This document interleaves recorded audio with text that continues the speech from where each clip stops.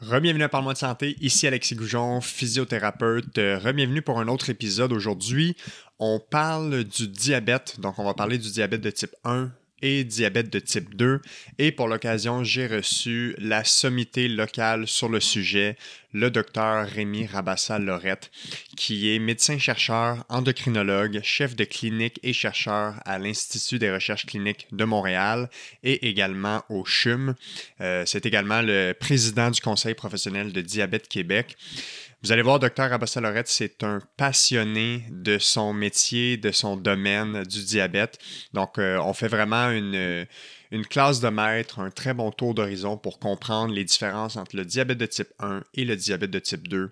On parle des causes, des facteurs de risque, de la physiopathologie de ces maladies-là, mais on parle également de solutions de prévention et de traitement.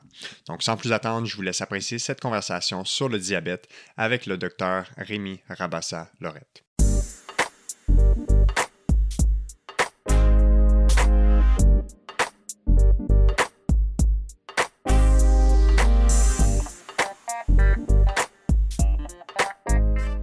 Alors, on est parti ce matin pour un autre épisode avec le docteur Rémi Rabassa-Lorette. Bon matin à vous. Bon matin. Merci d'avoir accepté l'invitation. Je fais la mention à Myriam Baudry qui m'a permis de me mettre en contact avec vous, qui avait un agenda très occupé. Donc, je me sens très privilégié que vous ayez trouvé un trou pour moi ce matin pour parler d'un sujet qui vous passionne assurément, qui est au centre de votre carrière, de vos pratiques professionnelles. Donc, encore une fois, merci. Ben oui, merci. Puis écoute, parler pour moi, ça n'a jamais été un problème, mais parler de diabète, c'est encore moins un problème que jaser. Exactement. Vous venez de le mentionner, on va parler de diabète aujourd'hui. On va survoler les principaux types de diabète. Donc, les gens connaissent souvent le diabète de type 2. Le diabète de type 1 qui est peut-être un peu plus méconnu de la population. Ceci dit, le diabète de type 2 étant probablement le plus prévalent ou celui avec lequel les gens vivent le plus. On va peut-être prendre le 2/3 de l'épisode pour aborder celui-ci. Avant de rentrer dans le vif du sujet, peut-être donner un aperçu aux auditeurs de pas nécessairement votre parcours de A à Z, parce qu'on pourrait en parler longtemps, mais de résumer vos activités professionnelles. Qu'est-ce qui fait en sorte que vous êtes un professionnel de choix pour mon épisode d'aujourd'hui? Alors, je suis ce qu'on appelle un médecin-chercheur. Donc ça veut dire un médecin qui fait beaucoup de recherche et un chercheur qui fait beaucoup de médecine. Mon activité principale, c'est à l'Institut de recherche clinique de Montréal, au centre-ville de Montréal. Je suis aussi membre du service d'endocrinologie du CHUM, professeur à l'Université de Montréal, avec à la fois en médecine et en nutrition. Puis j'ai un rôle social, si je peux dire aussi. Je suis aussi directeur de ce qu'on appelle le Conseil professionnel de diabète Québec. Donc, je m'occupe des droits des patients et de la science à diabète Québec. Donc, vous êtes beaucoup impliqué à plusieurs milieux, à tous les paliers, si on veut, dans le monde du diabète. Puis vous l'avez mentionné, vous êtes endocrinologue de formation. Un médecin endocrinologue, à la base, en résumé, qu'est-ce que ça fait et ça s'occupe de quoi en général? Alors, c'est le médecin de la maladie des hormones. Alors, une hormone, c'est quelque chose qui est produit à un endroit et qui va agir ailleurs. De loin, à peu près 50% de l'activité d'un endocrinologue habituel, c'est le diabète. Le reste, ça peut être des maladies de la thyroïde, l'hypophyse, qui est une petite glande à la base du cerveau, les surrénales, les petites glandes au-dessus des reins et ainsi de suite. Mais pour ma pratique à moi, c'est 95% de diabète. Et plus les diabètes sont bizarres, plus généralement, ça m'intéresse et les gens me sont référés. Je suis ce qu'on appelle un médecin de troisième ligne. Donc, généralement, les patients me sont référés par d'autres spécialistes, pas que, mais assez souvent. Dans l'ensemble de votre pratique, entre le début du moment où le diabète occupait le centre de vos occupations, puis maintenant, c'est quoi les plus grands changements de paradigme qui ont eu lieu en lien avec la maladie? Je dirais qu'on a la chance d'avoir vécu une véritable révolution dans les 20 dernières années pour les deux grandes formes de diabète que tu as mentionnées. C'est très différent d'autres spécialités où les choses ont malheureusement pas tout à fait évolué. Donc, si on parle du diabète, peut-être on devrait définir ce que c'est que le diabète avant. Alors, effectivement. Le diabète, c'est trop de sucre dans le sang. Toutes les espèces ont une gamme, une zone dans laquelle le sucre est maintenu. C'est normal qu'il monte après les repas, c'est normal qu'il redescende au-dessus, mais on a défini par convention, il y a à peu près une 50aine d'années, que le taux de sucre pathologique, c'était celui à partir duquel on voyait apparaître une complication fréquente du diabète, qui est le dommage au niveau des yeux, qu'on appelle la rétinopathie diabétique. Pour une fois, ça a été particulièrement bien fait au sens où, dans le contexte actuel de polémique sur l'intérêt d'aller regarder les différences de sexe, de genre, d'origine ethnique, c'est une étude qui a été particulièrement bien faite, qui a pris les gens des 5 grands continents et qui s'est assuré que ce seuil était le même, quelle que soit l'origine ethnique des gens, ici dit au sens être vigilant pour ça, pas du tout un commentaire relié à des différences de race qui pourraient être mal perçues. Donc, on définit le diabète comme un trop de sucre qui va donner des dommages aux organes et on a fait le choix des yeux il y a une 50aine d'années. Rétrospectivement, on aurait peut-être dû choisir le cœur parce que la zone où le taux de sucre est possiblement toxique pour le cœur est probablement un petit peu plus bas, mais les choses sont comme ça, on vit avec. Le diabète, c'est connu depuis des centaines d'années avant le début de notre calendrier. Donc, c'est des choses qui sont connues depuis 5-6 000 ans. On a des traces écrites dans l'Inde ancienne, chez les Égyptiens, autour de la période, pour ça, autour de la période de l'Antiquité. Et c'était décrit souvent par les Grecs comme la maladie du siphon. On avait l'impression que les gens se vidaient au travers de leurs urines. Ah oui. Parce que le diabète, maintenant, on le diagnostique très souvent avec une prise de sang qui est faite dans un dépistage. On reviendra peut-être là-dessus parce que les notions de dépistage et de prévention ont beaucoup bougé. Mais parmi les symptômes du diabète, il y a avoir très soif, uriner souvent, une fatigue anormale et ou, après ça, une perte de poids qui est non désirée. Et il peut aussi y avoir des petites plaies qui guérissent pas bien et des infections récurrentes. Alors, les formes de diabète qui donnent le plus de symptômes, c'est le diabète de type 1, mais comme tu l'as très bien dit tout à l'heure, le diabète de type 2 est largement plus fréquent. Pour donner des choses simples, il y a à peu près 9 patients avec le diabète de type 2 pour 1 patient avec le diabète de type 1, puis il reste un petit 0, quelque chose d'autres diabètes. Le plus fréquent des autres étant le diabète de grossesse, qu'on appelle aussi le diabète de gestation, un diabète qui apparaît pendant la grossesse, qui disparaît après, mais qui prédispose énormément au diabète de type 2. Parmi les autres formes rares de diabète, il y a par exemple les gens qui vivent avec la fibrose kystique, qui développent presque plus d'1 sur 2 à l'âge adulte, va développer une forme de diabète rare, des diabètes après des greffes d'organes solides, comme par exemple après une greffe de rein, de ce genre de choses-là. Donc il y a tout un tas d'autres formes de diabète et des diabètes induit par des médicaments, par exemple la cortisone à haute dose peut induire le diabète. Mais comme tu le mentionnais très bien, le diabète de type 2 est largement plus fréquent. Puis quand on regarde l'ensemble de la population avec l'ensemble des formes de diabète, c'est de l'ordre de 10% des gens qui vivent avec le diabète de type 2, avec une augmentation très marquée au travers des années. Donc, si on regarde par contre ces 10%, si on prend l'ensemble des Canadiens, des plus jeunes aux plus âgés, mais si on regarde les gens de 60, 70 ans et plus, c'est presque 1 sur 5, c'est 20% de la population qui a ces formes de diabète. Après ça, pourquoi le taux de sucre peut monter? C'est une histoire pas que, mais c'est une histoire en grande partie de clés et de serrures. La clé ici étant l'insuline. L'insuline est une hormone produite par le pancréas, qui est une petite glande qu'on a au milieu de l'abdomen, un peu derrière notre nombril. Et le pancréas, ça ressemble à un steak d'une centaine de grammes, là. Et ça produit avant tout des enzymes pour la digestion. Et dans l'immense majorité des formes de diabète, cette partie-là fonctionne très bien. Mais au milieu, un petit peu comme des petits morceaux de persil qu'on mettrait sur le steak ou des petits grains de sel ou de poivre, on a des cellules qui produisent des hormones. La principale étant l'insuline. Il n'y a pas que ça produit par le pancréas. Et cette insuline est une clé absolument indispensable pour permettre au sucre de rentrer dans les tissus.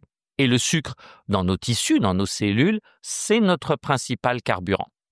On a un carburant alternatif qui est le gras, mais disons que d'une façon générale, la majorité de nos tissus ont besoin de l'insuline pour capter le sucre. Ce n'est pas le cas de tous les tissus. Une exception notable, par exemple, c'est le cerveau, capable de capter le sucre sans insuline, mais le muscle, le gras, le foie, le cœur, par exemple, ont besoin de l'insuline. Et l'insuline, c'est une hormone, donc elle est produite à un endroit, elle va agir à un autre. Autre exemple de ça, les hormones sexuelles, par exemple, la testostérone ou les estrogènes pour les femmes et les hommes. Et l'insuline, elle va agir comme une petite clé à la surface de la cellule. C'est pas le cas de toutes les hormones. Certaines rentrent dans la cellule et agissent directement, mais la majorité vont agir comme une petite clé qui va rentrer sur un récepteur qui, lui, va ouvrir la porte par laquelle le sucre va rentrer dans les tissus. C'est l'action principale de l'insuline. C'est loin d'être la seule l'action de l'insuline. On estime qu'il y a à peu près 700 actions importantes de l'insuline dans l'organisme. Donc, c'est largement dominant, mais ça ne veut pas dire que ça ne fait pas autre chose. Puis si on veut essayer de classer les deux grandes formes de diabète, le diabète de type 2, à peu près 90% des cas, puis le diabète de type 1, un petit peu moins de 10% des cas, on pourrait prendre cette analogie qui est de dire le diabète de type 2, si on imagine que le pancréas, ça fait comme un trousseau de clés, là, ça produit des clés, on a beaucoup moins de clés sur notre trousseau de clés, donc déjà, on n'est plus capable d'ouvrir toutes les portes, mais en plus, les serrures ne fonctionnent pas bien. OK, donc c'est les deux problèmes qui vont être concomitants. C'est vraiment la combinaison des deux. On s'est chicané, au sens, la communauté des chercheurs s'est chicanée pendant des années. À savoir, c'est l'un un ou l'autre. Ou tu sais, c'est un peu comme, est-ce que l'obésité, c'est génétique ou le mode de vie, là? Ouais. C'est les deux. La proportion, après ça, tu peux toujours discuter. Puis comme toujours, on se rend compte, plus on est précis, que les maladies sont plus hétérogènes que ce qu'il y avait. Puis il y a beaucoup de discussions sur la poule et l'œuf. Qu'est-ce qui commence? Mais dans les deux cas, c'est le diabète de type 2 et on manque de clés. C'est très net. Et on a les serrures qui ne fonctionnent pas bien. Donc, pour prendre une analogie très, très simple, on est au printemps, on veut faire le ménage de printemps dans le jardin, là, et puis le ménage serait ranger notre sucre, là, et puis là, on ne trouve plus les clés du cadenas, du cabanon, puis quand on les a trouvées, ça ouvre pas bien, donc le sucre va rester coincé dans le jardin. On a de la misère à faire le ménage, finalement. Exactement. Puis le diabète de type 1, c'est l'usine à clés s'arrête complètement de fonctionner. Le diabète de type 2, pour revenir, donc où il y a à la fois pas assez de clés et les serrures qui fonctionnent pas bien, il y a un gros facteur de risque génétique. Donc, par exemple, si on prend un exemple un peu caricatural de quelqu'un qui arrive à la cinquantaine avec une bonne petite bedaine, on y reviendra peut-être, le surpoids, l'obésité, sa répartition surtout au niveau de l'abdomen sont un gros facteur de risque de diabète de type 2. Mais donc quelqu'un qui arriverait à la cinquantaine avec une bonne petite bedaine, dont les deux parents vivraient avec le diabète de type 2 comme un marqueur très simple de la génétique. C'est pas que les parents ont voulu transmettre les gènes, mais ils les avaient et ils n'ont pas pu en inventer des nouveaux. Et qu'on regarde sur la cinquantaine à la soixantaine de cette personne-là qui serait sédentaire et qui n'aurait pas une très bonne alimentation, le risque de cette personne-là de développer le diabète de type 2 est presque de 100%. Donc, si on combine à son corps défendant une génétique défavorable, ou en tout cas qui prédispose à la maladie, et des facteurs de risque importants qui sont le vieillissement, le surpoids, la sédentarité et la mauvaise alimentation, c'est quelque chose qui explique énormément le diabète de type 2 et qui explique qu'on est monté à presque 10% de la population parce que je crois qu'on peut dire qu'il y a un mode de vie relativement toxique au corps défendant des gens. Là, il m'arrive des fois de dire quand j'enseigne que plus que des chercheurs, on a besoin d'urbanistes qui vont changer la ville. Quand on a un œil, moi qui suis dans la soixantaine et qu'on regarde cette ville qu'on a construite beaucoup dans les années 60, 70, il y a des choses totalement pathologiques qui sont là. Donc, le diabète de type 2, grosse composante génétique, élément important du mode de vie. Puis si tu le souhaites, on reviendra. Les éléments du mode de vie nous permettent éventuellement de prévenir le diabète de type 2 chez les gens qui sont à risque.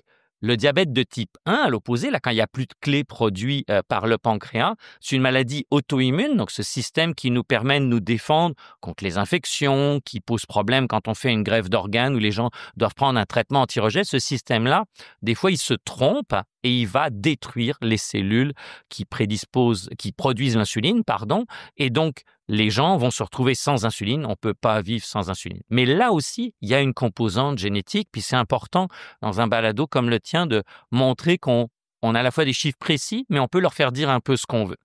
Dans le diabète de type 1 aussi, il y a une composante génétique importante. Si malheureusement, quelqu'un a une personne qui vit avec le diabète de type 1, ce qu'on appelle les apparentés au premier degré, donc les enfants, les parents, les frères et sœurs, les gens qui sont juste N+1 en termes de génétique par rapport à nous, le risque si on a quelqu'un aussi proche que ça de nous qui vit avec le diabète de type 1, le risque de développer le diabète de type 1 est 15 fois plus élevé. Néanmoins, le risque pour la population générale d'avoir le diabète de type 1 est en bas de 0,5%. Là. Donc ça reste très faible, mais on monte de 15 fois ce risque-là. Mais le risque absolu demeure assez bas parce que ce n'est pas une maladie qui est très prévalente. À l'inverse, 85% des nouveaux cas de diabète de type 1 surviennent chez des gens qui n'ont pas d'antécédents familiaux.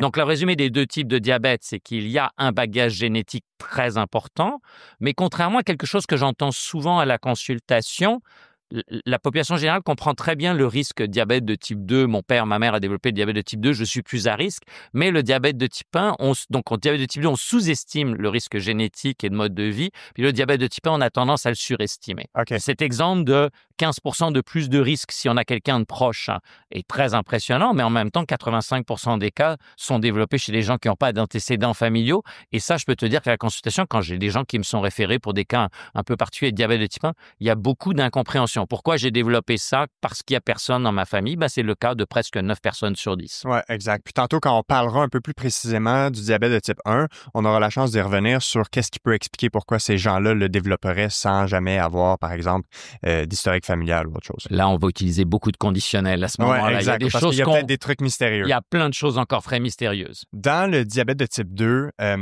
concrètement, c'est quoi disons, les mécanismes par lesquels l'usine va arrêter de produire des clés et par lesquels aussi les récepteurs, donc les fameuses serrures, vont devenir dysfonctionnels? Qu'est-ce qui mène à cette problématique-là?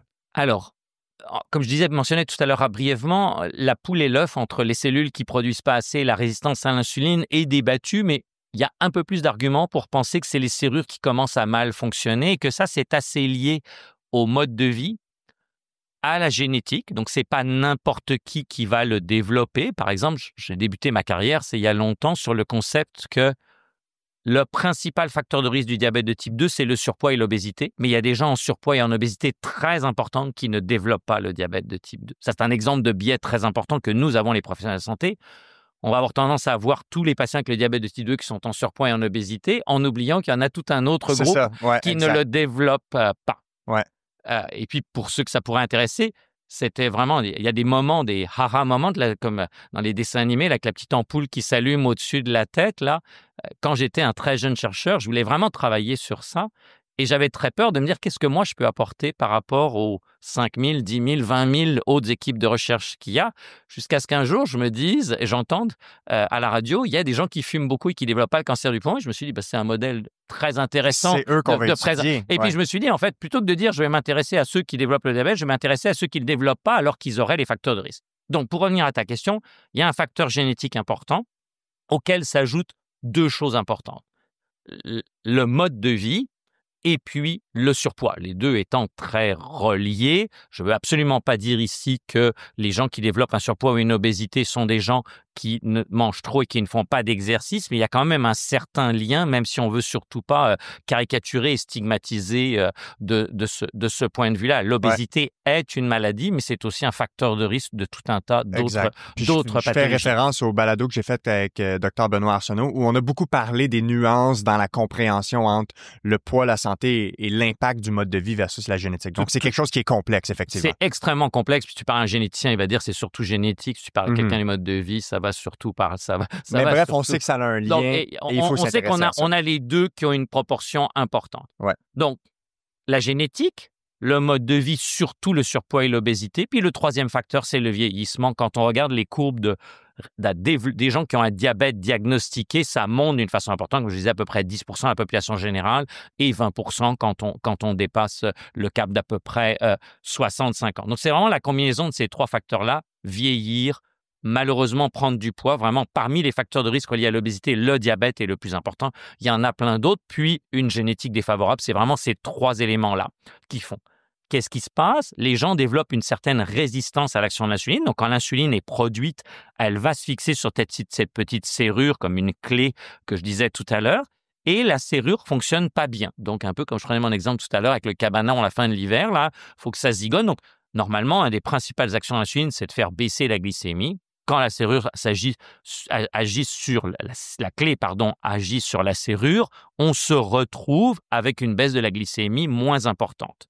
La façon dont l'organisme va réagir, c'est produire plus de clés.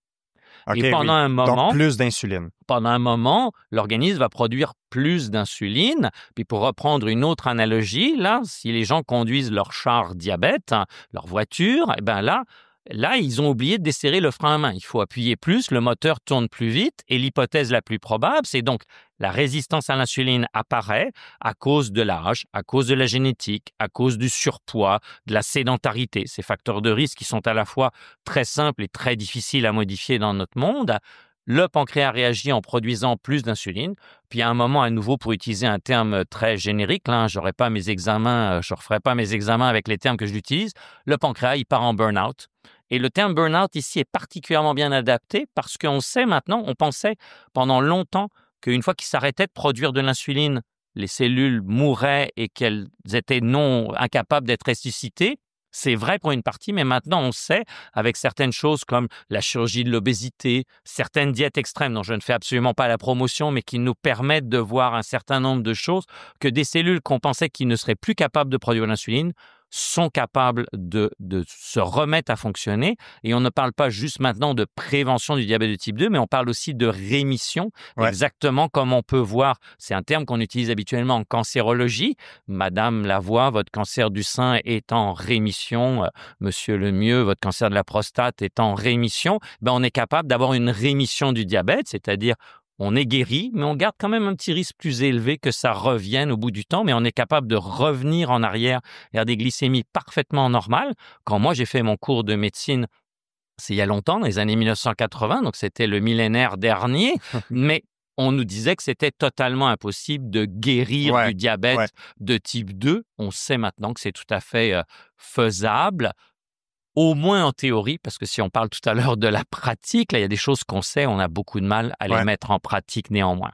Ces personnes-là dont vous avez mentionné qui pourraient être en obésité de stade très avancé et avoir, disons, toutes les chances de leur côté pour développer le diabète de type 2 et qui ne le développent pas, est-ce qu'on comprend pourquoi?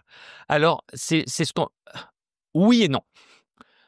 On sait que le surpoids et l'obésité est le facteur numéro 1 pour développer le diabète, mais pas que.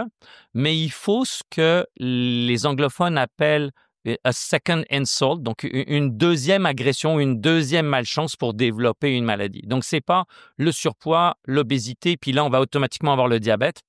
Il y a d'autres facteurs additionnels. Puis je vais prendre quelque chose qui est un petit peu un contre-exemple. Donc, on ne sait pas exactement quels sont les facteurs qui font, mais on sait qu'il y a des facteurs protecteurs.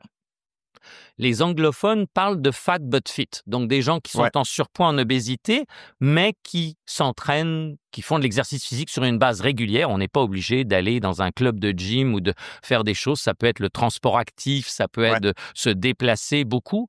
On sait que le risque de développer le diabète, c'est ces gens en surpoids, en obésité, qui font beaucoup d'activité physique est très souvent inférieur à des gens de poids normal ou avec à peine quelques kilos en plus qui sont sédentaires. Donc, on ne sait pas toujours les facteurs qui font qu'on va basculer du surpoids et de l'obésité vers le diabète de type 2, mais on connaît des facteurs qui permettent de réduire le risque de le développer. Entre autres, le mode de vie.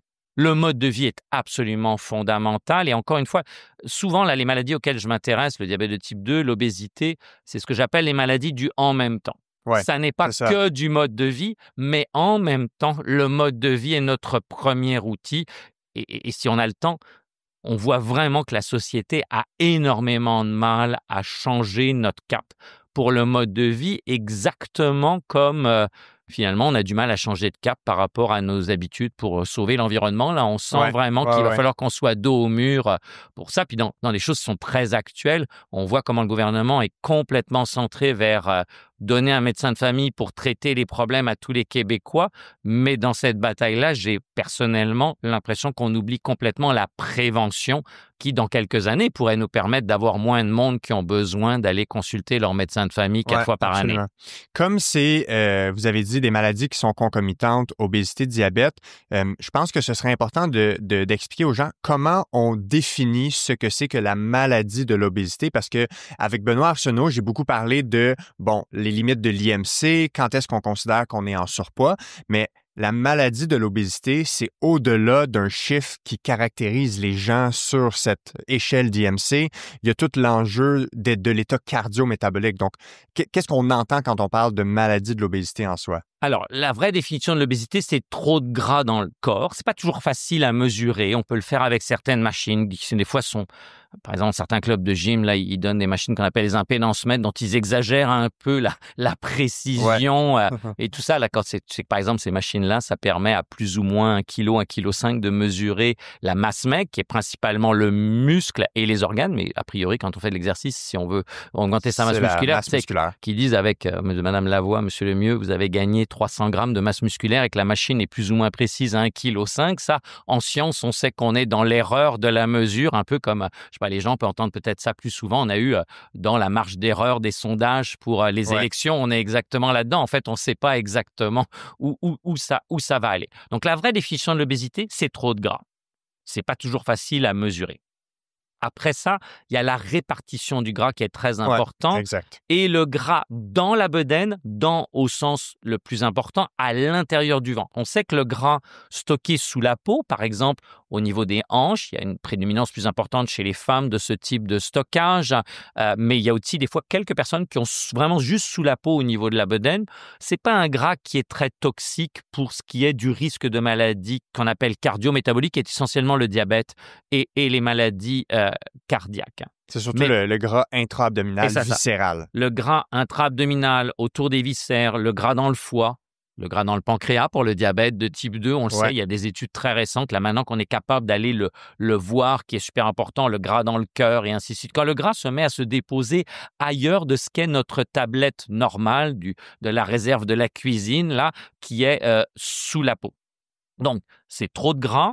C'est un gras qui n'est pas bien placé, c'est un gras qui commence à se répandre dans des organes où il y en a naturellement un peu, mais là, il commence à en avoir trop. Par exemple, la maladie du foie gras, ce qu'on appelle la stéatose. Puis après ça, il y a plein de noms, NASH, MASH et tout ça. Là, les chercheurs sont très bons pour avoir 15 noms pour la même chose et passer des heures à la stéatose hépatique dans ce cas-ci. C'est ça, exactement. La maladie du foie gras, là, souvent, les patients, ils disent ça. Ça, c'est une maladie qui est clairement pathologique et très associée au diabète de type 2. Donc, l'obésité, si on veut simplifier les choses, moi, je la vois comme est-ce qu'il y a une conséquence de l'obésité? Puis on a 3 paquets de conséquences qui sont bien établis. Puis des gens pourraient me challenger sur cette classification, mais elle permet de bien comprendre les choses. Il y a les maladies cardio-métaboliques dont on parle depuis tout à l'heure, le diabète principalement, mais aussi les maladies cardiaques. Il y a les aspects mécaniques. Si on a trop de poids, on peut user sa hanche, son genou, sa cheville, par exemple, de façon plus importante et être limité et, par exemple, avoir plus de mal à être actif et là, peut-être se prédisposer à prendre plus de poids. Ce n'est pas automatique, mais c'est possible. Puis après ça, il y a tout ce qui est la santé mentale, soit comme cause du surpoids, pour reprendre une expression populaire.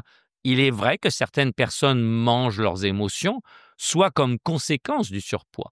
Mon corps ne me plaît pas ou mon apparence physique fait que je n'ai pas eu ma promotion ou que la personne à laquelle je m'intéresse ne me considère pas parce qu'il y a un certain nombre de choses. Donc moi, je vois souvent l'obésité comme étant ces 3 facteurs-là.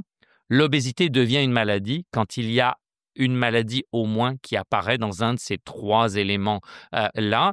Mais l'obésité peut des fois en elle-même être une maladie au sens où le volume des personnes est tellement important que leur vie devient compliquée. Souvent, là, ça se revient à mon paquet mécanique que j'ai dit tout à l'heure, mais pas que. Donc, l'obésité peut être en elle-même une maladie. Elle devient définitivement une maladie quand il y a au moins une complication cardio-métabolique, métabolique ou de santé mentale associée. Oui, absolument.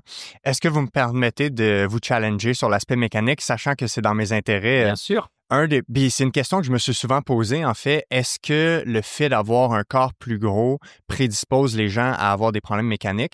Si on l'analyse comme ça, de la façon que j'interprète la littérature, la réponse est oui, mais je crois que le facteur confondant ou qui l'explique le mieux, c'est probablement l'aspect métabolique qui est souvent associé à ça, entre autres l'inflammation de bas grade, parce que un des endroits où les personnes qui sont considérées obèses ont le plus d'arthrose ou d'arthrite, c'est dans les mains, qui est une articulation où les gens ne sont pas en mise en charge. Fait que je pense que c'est souvent 2 choses qui vont ensemble et assurément, une fois que les gens développent des problématiques, là, rentrent dans un cercle vicieux d'immobilité qui assurément nuit à la cause mécanique. Fait que je pense que en tout cas, assurément que c'est des éléments qui vont main dans la main. C'est probablement difficile à expliquer qu'est-ce qui cause quoi versus les choses qui sont associées.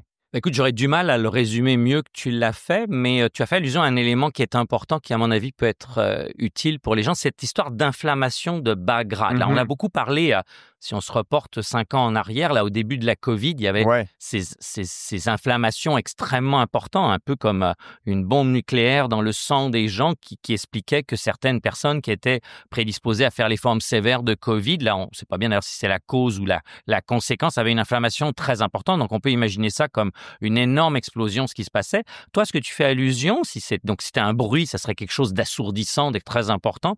Toi, ce que tu fais allusion, c'est un tout petit bruit un peu ouais, comme un petit un feu. peu gênant, là. Ouais, Tu sais, le truc qui est bien agaçant au bout d'un moment, là, exactement. on va éviter de le faire trop longtemps pour pas agacer les gens qui nous font. Et de façon très intéressante, cet élément-là est un élément qui est commun aux maladies cardiométaboliques, le risque d'athérosclérose, par exemple l'infarctus, le risque de diabète, notre sujet important, comme tu l'as très bien dit, les maladies mécaniques.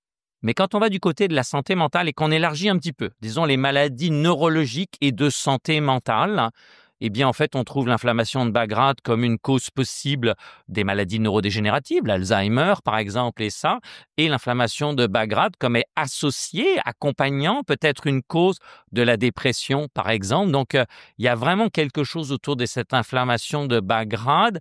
Est-ce que c'est quelque chose qui est juste associé, donc qu'on voit dans tout, ou est-ce que c'est quelque chose qui est causal? C'est vraiment des éléments très importants. Et puis, par exemple, à Montréal, notre collègue Jean-Claude Tardif, qui est le directeur de l'Institut de cardiologie, teste tout un tas de médicaments anti-inflammatoires anciens, là, comme la colchicine, pour voir si ça réduit les maladies cardiaques. Puis il y a des fois des technologies plus modernes qui cherchent à le faire. Puis j'ai rien contre repositionner d'anciennes molécules et j'ai rien non plus pour les nouvelles technologies modernes, mais il y a tout un tas d'éléments autour de réduire l'inflammation pour améliorer la santé. Oui, effectivement. Je pense qu'il y a encore beaucoup de perspectives de recherche là-dedans. Puis ça nous montre aussi également que la majorité des facteurs de risque dans un domaine, dans une maladie, on remarque que c'est souvent des facteurs de risque pour d'autres problématiques, entre autres santé mentale, santé cardio-métabolique, santé musculo-squelettique dans mon cas. Donc, il y a beaucoup d'interdépendance. Et je pense que c'est aussi une des choses que notre système de santé doit améliorer. Absolument. Donc, on doit accéder à un professionnel de santé, et pas facile. Là, je pense que c'est de notoriété publique, en tout cas pour les auditeurs du Québec et en grande partie du Canada. Mais en France, par exemple, les francophones européens vivent des problématiques comme les nôtres. Mais je pense qu'après, on est formé souvent comme professionnel de santé pour régler un problème, alors que c'est beaucoup plus large. Et je le sais, on le fait, c'est pas toujours facile parce que, par exemple, quelqu'un vient voir avec un diabète un peu compliqué, il faut s'occuper du taux de sucre, de la pression, du cholestérol, le côté dépistage, est-ce qu'il est ou elle est due pour un examen des yeux, un examen du cœur, un examen des reins, renouveler les prescriptions, les fameux papiers pour les assurances et légaux, là. Mais au-delà de tout ça, en fait, on se rend compte que des fois, l'incapacité de se sentir bien dans sa tête, par exemple, j'ai perdu mon travail, j'ai des difficultés dans mon couple, j'ai un enfant malade, tout ce qui fait le poil à gratter de la vie de tous les jours, là, contre lesquels on peut faire pas grand-chose, est souvent en fait un élément extrêmement important pour prendre en charge le reste. Puis, à l'Institut de recherche clinique où on travaille avec Éric Racine qui travaille en éthique, on a une initiative qui a donné des résultats qui dépassent toutes mes attentes. On envoie à l'approche d'un rendez-vous un petit questionnaire. Puis une des journalistes que je connais bien, Nathalie Collard de la Presse, a dit « Pour une fois, je comprends à quoi sert un questionnaire dans le système de santé. » Les gens y répondent juste s'ils veulent et ils nous disent qui va pour être pour eux un élément important de la visite. Mais on a une question sur la santé mentale et ça permet d'ouvrir des tonnes de portes. Après ça, la prise en charge est des fois un peu compliquée parce que référer pour la santé mentale est bien compliqué dans notre système et puis je pense dans d'autres systèmes. Mais le résultat de ça, l'ouverture des patients à dire mes enjeux de santé mentale pris au sens très, très général et dans la vie des gens. Je ne parle pas ici forcément de schizophrénie ou de bipolarité et ainsi de suite. Je parle de j'ai moins le moral, j'ai moins le temps, il y a des choses difficiles, je suis stressé. Là, des choses sont plus fréquentes. C'est incroyable de voir comment les gens ouvrent cette porte-là dans laquelle on peut s'engouffrer. Des fois, ça peut être difficile, on va chercher des choses très émotives, mais qui indirectement vont aider, par exemple, des fois, aux gens à prendre mieux leurs médicaments. Ils ne les prenaient pas parce qu'il y avait autre chose, puis nous, on double la dose du médicament du cholestérol, alors qu'en fait, la bonne question à poser, c'est prenez-vous votre médicament du cholestérol, puis s'ils ne le prennent pas, c'est pourquoi. Ça peut être aider les gens à réaliser que oui, quand on est déprimé, on n'a pas forcément envie d'aller faire de l'activité physique, mais que l'activité physique a un effet antidépresseur très bien démontré, que donc on pourrait montrer ça. Et donc, ce petit questionnaire qui est rempli par à peu près 70% des patients avant la visite ouvre des tonnes de portes extrêmement importantes qui vont probablement jouer sur cette inflammation qui est l'élément qu'on discute depuis quelques minutes. Et ça permet de s'assurer que si on génère le plan de traitement idéal, ben on s'assure qu'il n'y ait pas de barrière à l'application et l'intégration de ce plan de traitement. Tout à fait. Puis on a vu un énorme intérêt de plein de gens pour l'intégrer dans leur pratique. Puis on est en train à l'IRCM, on essaye toujours de marier les soins, l'enseignement et la recherche. Donc on vient de publier sur ces données-là, mais ça change complètement une visite, et même une visite qui se devait d'être une visite un peu routinière avec un patient qui va bien. On s'entend que s'il y a eu un grand accident de la vie, par exemple dans le diabète de type 2, il n'est pas rare, malheureusement, à cause de la tranche d'âge, de perdre un proche. Eh bien, je suis désolé, mais commencer une visite en disant je vous présente mes condoléances, je vois que vous m'avez indiqué que, et ainsi de suite, change complètement le ton de la visite.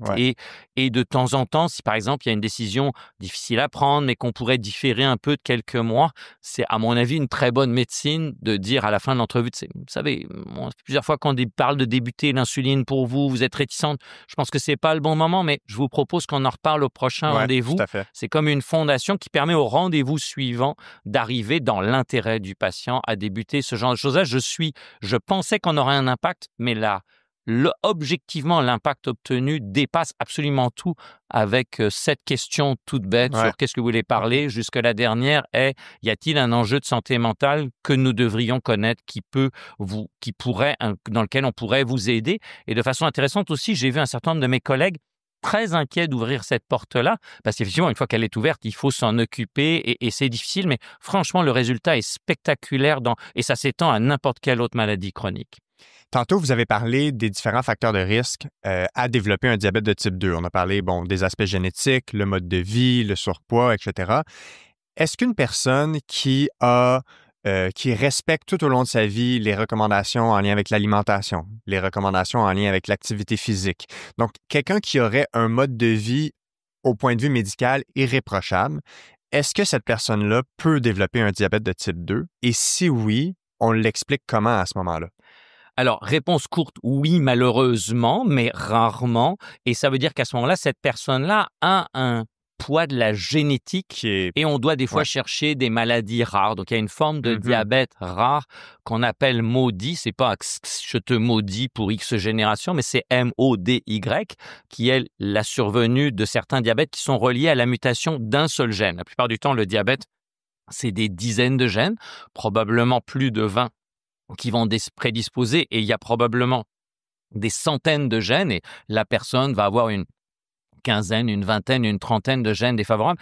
Et de temps en temps, il y a un gène qui peut être malade, qui est sur une voie très importante. Donc pour nous, ça va être rechercher ce qu'on appelle, dans notre jargon à nous à l'IRCM, on appelle ça avec ma collègue Nadine Taleb, les diabètes atypiques. Puis là, il faut aller chercher l'aiguille dans la botte de foin. Et c'est super important parce que ça permet d'une part, dans la tête du patient, de comprendre pourquoi il ou elle a cette malchance. Pour prendre une autre analogie, il y a des gens qui développent un cancer du poumon sans avoir jamais fumé. Exact, c'est beaucoup plus rare, mais ainsi de suite, pour rester sur les analogies comme on avait tout à l'heure. Et dans certains cas, quand on connaît le gène, on a des médicaments qu'on peut donner qui vont régler complètement les choses, où le risque de complications va souvent être dans ces diabètes-là très inférieur à d'autres, et donc nos objectifs thérapeutiques vont être très différents, puis de dire aux gens, vous êtes différents, on va régler ça, on va vous suivre. Donc c'est vraiment du domaine de la médecine spécialisée, mais on ne trouve que ce qu'on cherche. Donc, l'exemple que tu donnes devrait inciter un ou une patiente qui nous écoute à dire à son médecin de famille, suis-tu un diabète vraiment atypique? Est-ce que je devrais aller faire un dépistage génétique, doser d'autres choses et ainsi de suite? Donc, ce genre de choses arrive. Et je dirais pour la pratique générale, le plus souvent de ce que l'on voit maintenant, c'est le domaine de recherche de ma collègue Nadine Taleb, c'est des gens en fait qui développent le diabète de type 1 à l'âge adulte. Chose qu'on ne voyait quasiment pas il y a 30 ou 40 ans. Là, vraiment, j'ai vu les choses changer. Et le médecin de famille, basé sur son habitude, ce qu'il ou elle voit, c'est le diabète de type 2, dit pas oui.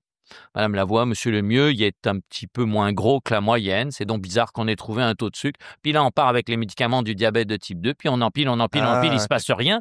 Mais en fait, c'est un diabète de type 1 qui est en train de s'installer à l'âge adulte, qui s'installe souvent beaucoup plus progressivement que les enfants. Et puis là, nous, au bout d'un an et demi, on a des gens qui nous sont référés en disant on ne comprend pas, là, on empile les médicaments, on est rendu à 4 médicaments pour le diabète de type 2, il n'y a rien qui fonctionne.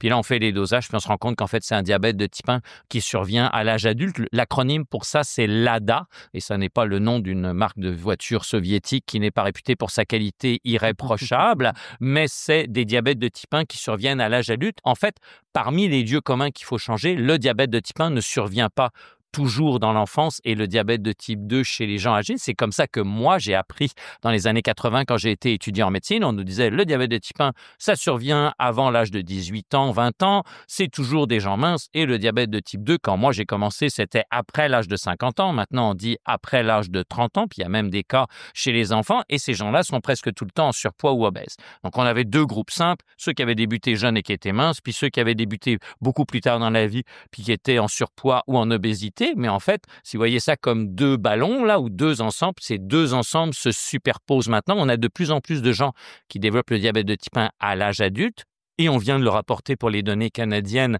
le concept du diabète de la personne qui vit avec le diabète de type 1 qui est tout le temps mince est en train de disparaître. 20% des personnes avec le diabète de type 1 au Canada sont en obésité et 40% en surpoids. Donc, ça nous fait plus de la moitié des gens qui ont du surpoids ou de l'obésité. Et le concept du diabète de type 2 qui ne survient qu'après 50 ans est complètement faux. On voit malheureusement des cas beaucoup plus jeunes, incluant en pédiatrie. Franchement, j'aurais répondu au moment de passer mes examens que le diabète de type 1 pouvait survenir à l'âge adulte et ou que le diabète de type 2 pouvait survenir en pédiatrie. On m'aurait dit non. Donc, c'est un changement majeur dans les 40 dernières années qui explique des problèmes diagnostic et qui génère tout un tas de problématiques. Par exemple, le retard diagnostique pour les gens avec le diabète de type 1 diagnostiqué à l'âge adulte et une prise en charge complètement différente pour les gens qui développent le diabète de type 2 très tôt. On se rend compte que l'agressivité de cette maladie, au sens le côté toxique pour l'organisme, pour les yeux, les reins, les nerfs, le cœur, est beaucoup plus importante quand le diabète de type 2 survient jeune. Donc, si par exemple, je compare quelqu'un qui a 10 ans de diabète, qu'il a développé à 70 et qui est maintenant à 80, versus quelqu'un qui l'a développé à 25 et qui est maintenant à 35. Pour le même degré de glycémie élevé, la personne jeune aura plus de risques de complications que la personne âgée, auquel on va ajouter un autre facteur. Et sans être méchant, la personne âgée va vivre moins longtemps avec son diabète que la personne jeune. Donc, on se rend compte que ces maladies sont extrêmement hétérogènes, à la fois dans les causes de la maladie et dans les conséquences pour les patients, ce qui était quelque chose qui m'était absolument pas enseigné. Pour revenir à un exemple que tu nous donnais tout à l'heure, moi, mon cours d'obésité, je suis retombé récemment en classant des papiers sur mon cours d'obésité à l'université fin des années 1980. C'était extrêmement simple. Les gens mangent trop, ils bougent pas assez, ils stockent leur gras, puis ça tenait en 1 heure. Maintenant, je pense que je pourrais tenir 3 mois d'enseignement avec des étudiants sur toute la complexité du surpoids, comme celle que tu as fait allusion. Est-ce que c'est une maladie? Est-ce que c'est un facteur de risque? C'est les deux, la répartition du gras, l'inflammation et ainsi de suite. Puis maintenant, comment on fait, sachant qu'il y a de plus en plus de nuances à savoir quel est le diagnostic, parce qu'on ne peut pas se fier uniquement sur les 2 ballons qu'on avait de façon séparée avant. Quels sont nos critères pour dire, voici un diagnostic confirmé de diabète de type 2 versus un diabète de type 1? C'est quoi le gold standard pour établir ces diagnostics? Alors, c'est pas facile. Il y a des éléments de contexte. Par exemple, la non-réponse à des médicaments de quelqu'un qu'on pensait qui avait le diabète de type 2, puis là, ça répond pas aux médicaments. Donc ça, c'est un exemple de contexte. Mais on va plus tendance à être capable de diagnostiquer un diabète de type 1 avec une certaine certitude, et donc de dire, ben non, cette personne-là n'est pas le diabète de type 2, même s'il l'a développé à 40 ans et ainsi de suite. Donc c'est plus remettre les gens dans le paquet diabète de type 1 plutôt que de confirmer qu'ils sont dans le paquet diabète de type 2, avec le problème que comme 9 fois sur 10, c'est le diabète de type 2, il y a des éléments, mais il y a des éléments d'antécédents familiaux, d'adhésion aux mesures de mode de vie, comme je pense que tu disais tout à l'heure, une adhésion à un patient qui semble parfait dans son adhésion au mode de vie, par exemple. Donc, toutes ces choses-là, dès que ça ressemble un peu atypique et différent, il faut penser. Au jour d'aujourd'hui, on a malheureusement très peu d'outils pour ça. On peut doser l'insuline dans le sang. Franchement, il y a très peu d'évidence que ça serve à apporter quelque chose au diagnostic en dehors de la recherche. Donc, c'est plutôt un outil de recherche, mais il y a une petite chose dans le sang qui s'appelle le peptide C. Quand on produit de l'insuline, on produit aussi du peptide C. Ça peut aider à voir un peu, c'est un reflet de la sécrétion de l'insuline résiduelle. Mais il y a plein de choses, parce que si notre taux de sucre est un peu bas, c'est normal qu'on ait un peptide C bas. S'il est un peu élevé, il y a des choses bien compliquées. Puis il y a des anticorps. Normalement, on devrait en doser 4. Les anticorps, c'est la trace dans le sang qu'il y a un processus de destruction des cellules. Et à ce moment-là, ce processus classe le patient du côté du diabète de type 1.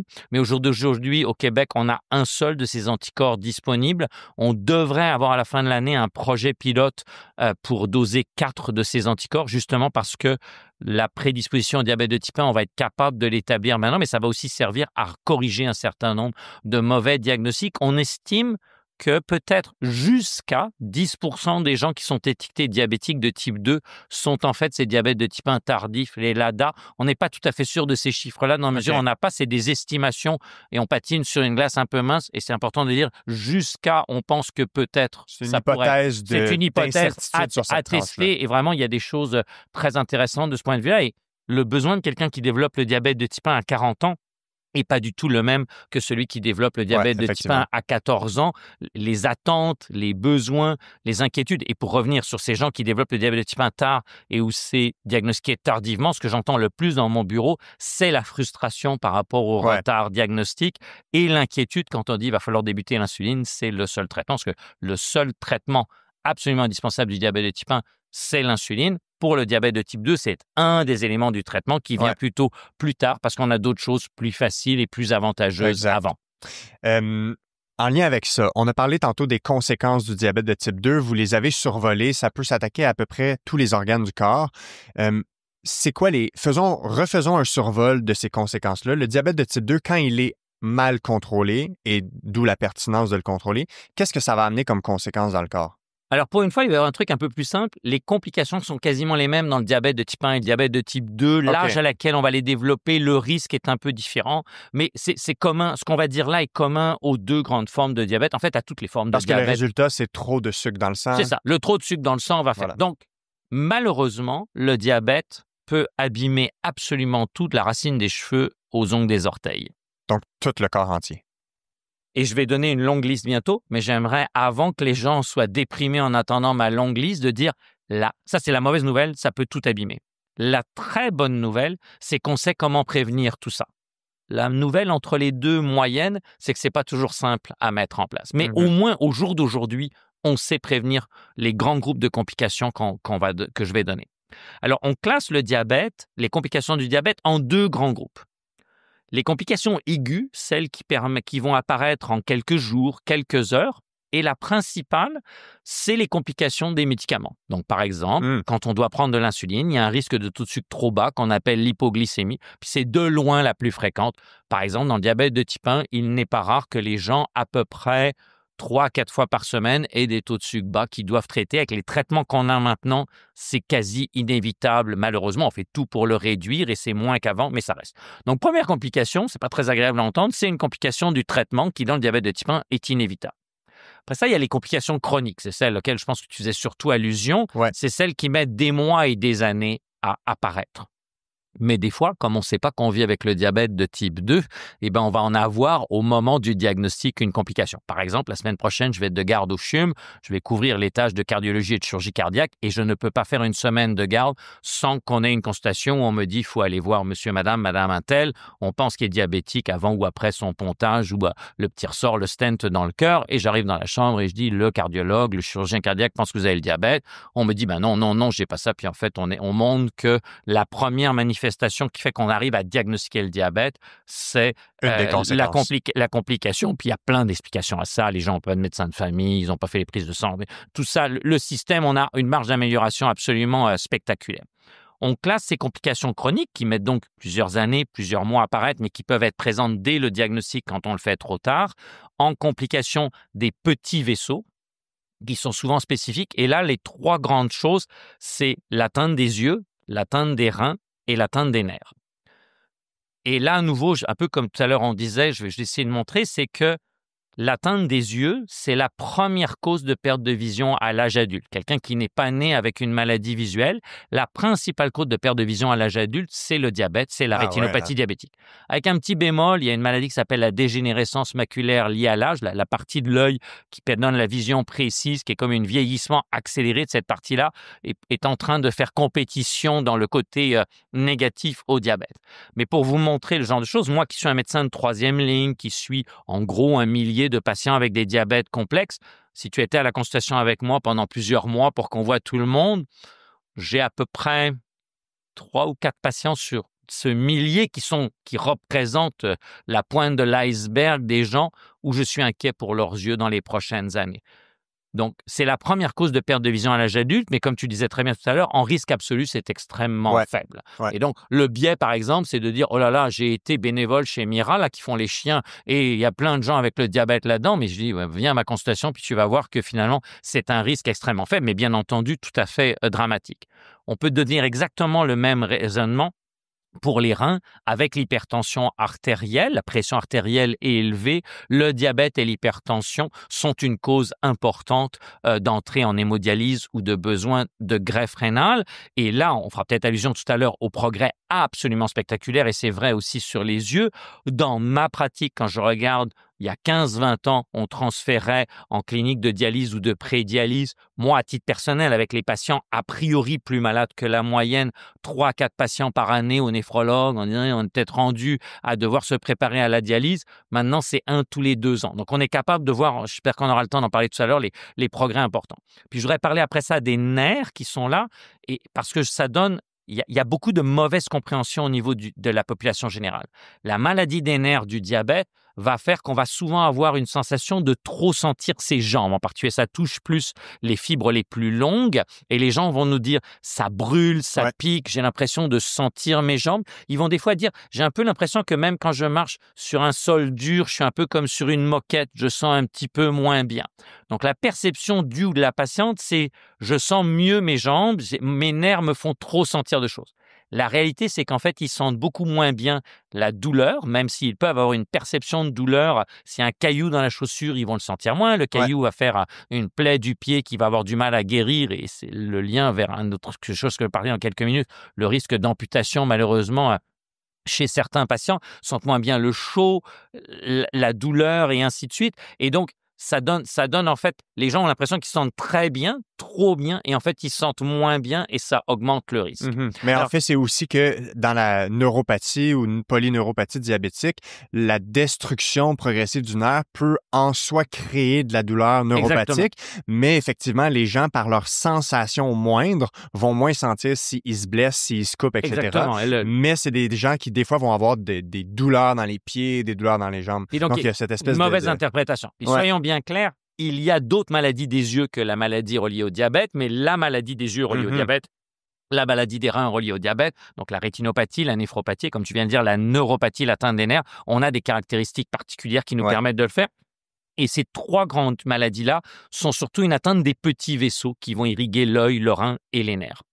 Après ça, il y a l'atteinte des gros vaisseaux qu'on appelle les complications non spécifiques. Donc, à l'opposé des yeux, où il y a vraiment une maladie du diabète qui est là, c'est par exemple le risque d'infarctus ou le risque d'accident vasculaire cérébral ou le risque de ce qu'on appelle l'artériopathie des membres inférieurs. Donc, c'est les gros vaisseaux qui se bouchent avec l'athérome, là, ce gros mélange de ces plaques qui obstruent les vaisseaux avec du cholestérol, du calcium et ainsi de suite.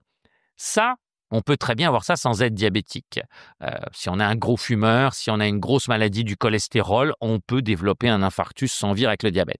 Mais le diabète va au moins doubler et des fois quadrupler le risque d'avoir ces maladies-là. Et quand on fait un accident cardiaque et qu'on a avec le diabète, le pronostic est un peu moins meilleur. Le risque de garder des séquelles est un peu plus important. Puis pour revenir, pour me faire le lien entre ces 2 grands groupes de complications, les yeux, les reins, les nerfs, puis le cœur, le cerveau et les membres inférieurs, on comprend que cette maladie des nerfs dont on a parlé, combinée avec des vaisseaux des jambes qui ne sont pas en très bon état, pour caricaturer, le ou la patiente va avoir un petit caillou dans la chaussure, va faire une plaie du pied qui ne va pas sentir. On est des fois moins souple avec les années, on a des fois une bedaine un petit peu plus importante qui nous gêne. Moi, je me rends compte maintenant à 60 ans que des fois, le sol est plus loin que ce qu'il était c'était quand j'avais 40 ans. Là, j'ai des fois un petit peu de mal à descendre. Donc, les gens ne le voient pas, ne le sentent pas. Le sang n'est pas amené d'une façon suffisante pour ça au niveau des membres inférieurs et donc la guérison se fait moins bien et là on augmente un risque d'une chose qui est dramatique qui est le risque de perdre un ou plusieurs orteils voire même plus au niveau de la jambe et si on prend à nouveau le risque d'avoir malheureusement une amputation quand on est diabétique si on exclut les accidents, les traumatismes, un accident de voiture, un accident de travail, le diabète est la première cause pour ça. Encore une fois, tant au niveau des yeux que des reins, que des nerfs, que du cœur, que du cerveau, que des jambes. On sait comment réduire le risque de tout ça. La mise en place est des fois un peu compliquée, mais on sait comment faire. Puis les gens qui doivent se rendre malheureusement jusqu'à l'amputation, bien évidemment, il y a beaucoup de physiothérapeutes qui sont en première ligne dans la réadaptation et évidemment, ils vont le voir qu'au centre de ça, le diabète comme facteur de risque est souvent ce qui mène à ça, sauf dans les cas traumatiques comme vous mentionnez. Puis je dirais que c'est pas le physiothérapeute que tu es qui va savoir. Généralement, quand on parle de l'atteinte des membres inférieurs, s'il y a une jambe atteinte, l'autre aussi est atteinte. Souvent, des fois, on a notre œil sur la plaie du premier orteil d'un côté, mais souvent, les gens en plus vont mettre plus de poids de l'autre. Donc, un élément fondamental à dire aux gens, dès qu'il y a une plaie qui ne guérit pas au niveau des pieds, il faut contacter un professionnel de santé. C'est une urgence, pas à 2 heures du matin, mais c'est une urgence. Il faut s'en occuper rapidement. Et ça n'est pas un seul des deux pieds qui est malade, c'est celui qui nous préoccupe le plus, mais l'autre doit être absolument regardé et fait. Et il y a des choses toutes bêtes comme choisir des chaussettes pour les gens qui nous écoutent en Europe, des bas pour les gens au Québec, sans couture à l'intérieur, avoir des chaussures, des fois des chaussures orthopédiques, mais franchement, des fois des running shoes, des chaussures de jogging sont tout à fait appropriées et ainsi de suite. Il y a tout un tas d'éléments comme ça et on ne veut pas non plus que parce qu'on a été au mariage de sa petite fille et qu'on a porté des souliers qu'on portait pas depuis un moment, on se retrouve avec une plaie du pied après ça. Donc c'est des chaussures adaptées tous les jours, y compris les jours où on a ressorti les vieux souliers bien lustrés du placard qu'on n'avait pas mis depuis 10 ans. Ceux-là, on va pas les mettre même le jour du mariage. Vous avez dit que heureusement, on peut prévenir ces complications-là. Donc, ça nous amène à parler de traitement. On a abordé tantôt l'aspect de réversibilité.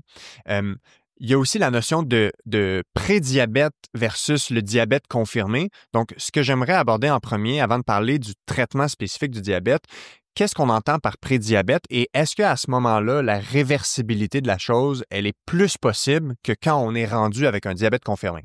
Alors, il y a un taux de sucre qui est considéré comme normal, que ce soit à jeun ou après les repas. On peut mesurer le taux de sucre de 3 façons. À jeun, après un repas ou une prise de glucose, de sucre. Et puis aussi, on a une moyenne qu'on appelle l'hémoglobine glyquée, l'hémoglobine qui transporte l'oxygène dans notre sang et sur lequel le sucre se fixe d'une façon comme le beurre de pinot est en train de coller sur le couteau que tu as peut-être laissé dans l'évier ce matin après avoir pris ton déjeuner / petit déjeuner, dépendant de où on nous écoute. Donc, on est capable d'avoir ces 3 choses-là, puis ça pose un problème. Des fois, les gens me disent, on m'a dit qu'un de ces 3 chiffres était élevé, donc il faut toujours 2, pour confirmer le diagnostic de diabète, c'est toujours 2 chiffres élevés parmi ces 3-là et à 2 moments différents, pour simplifier les choses. Donc, c'est un élément important. Ce n'est pas un diagnostic compliqué à porter, mais c'est un diagnostic qui doit être posé de la bonne façon. Pourquoi? Parce que dans certains éléments de stress, on peut transitoirement avoir la glycémie un petit peu plus élevée et ça témoigne d'un risque élevé de développer le diabète. Ça ne signe pas le diabète. Une fois qu'on a dit ça, il y a des valeurs normales, que ce soit pour le taux de sucre à jeun ou le taux de sucre après les repas ou cette moyenne. À la moyenne, le taux de sucre fixé sur les globules rouges, ça nous donne la moyenne des 3 derniers mois avec l'avantage et l'inconvénient d'une moyenne. Ça nous donne un truc de long, mais ça ne nous donne pas la fluctuation et ainsi de suite. Mais il y a aussi des valeurs un peu zone grise.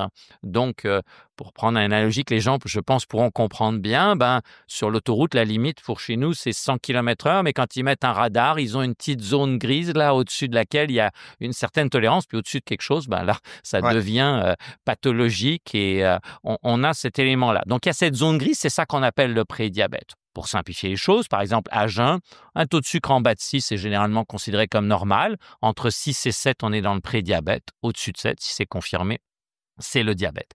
Et on est capable par là d'identifier les gens qui sont à risque. Puis on a eu 6-7 grandes études qui à nouveau là enfin quelque chose auquel j'ai fait allusion, sont très intéressantes parce que ça n'a pas été fait que chez les gens d'origine européenne, de race blanche, qui ont été de niveau socio-économique favorable. Il y a eu des études qui ont été faites en Afrique et d'autres très importantes en Asie qui ont toutes montré à peu près la même chose.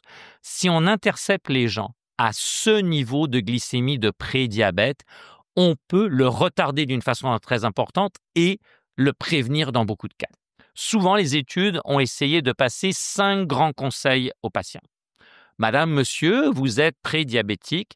Est-ce qu'on pourrait essayer de travailler pour que vous perdiez un peu de poids? On parle ici de 5% du poids sur une année. La majorité de ces études, les gens rentrent avec une centaine de kilos. Donc, on parle de 5 kilos sur une corpulence d'une centaine de kilos. Bien sûr, il y a des gens plus minces, il y a des gens plus corpulents. Je donne ici un aspect très général.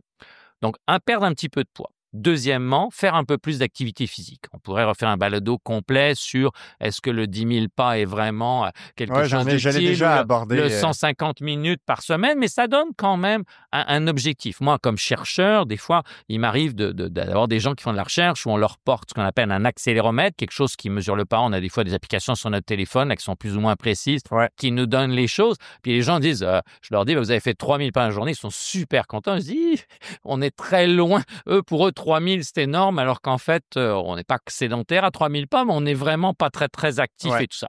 Donc, perdre un petit peu de poids, avoir de l'activité physique sur une base régulière, et j'insiste sur le mot régulière, c'est pas ponctuellement, c'est répété régulièrement. Puis 3 conseils de qualité alimentaire que tout le monde comprend un peu moins de viande et de choses grasses, un peu plus de fruits et de légumes, et quand on peut choisir des choses qui ont des fibres, les privilégier. Par exemple, le pain de blé entier plutôt que le pain blanc et tout ça. Puis évidemment, de cuisiner le plus de repas possible versus d'acheter des mets préparés et transformés. Alors, ça n'a pas été dans ces études-là, mais depuis ces études-là, les éléments sur la toxicité des aliments ultra transformés, on a plus d'infos. Au-delà de leur contenu, c'est spectaculaire. Il y a encore une étude très, très récente dans le journal américain de médecine préventive et puis un très bel éditorial dans le Lancet cette semaine qui montre à quel point tous ces additifs, le fait de transformer les aliments, il y a quelques côtés positifs. Par exemple, nos aliments se gardent plus longtemps, on a moins de gaspillage alimentaire, mais il y a beaucoup d'aspects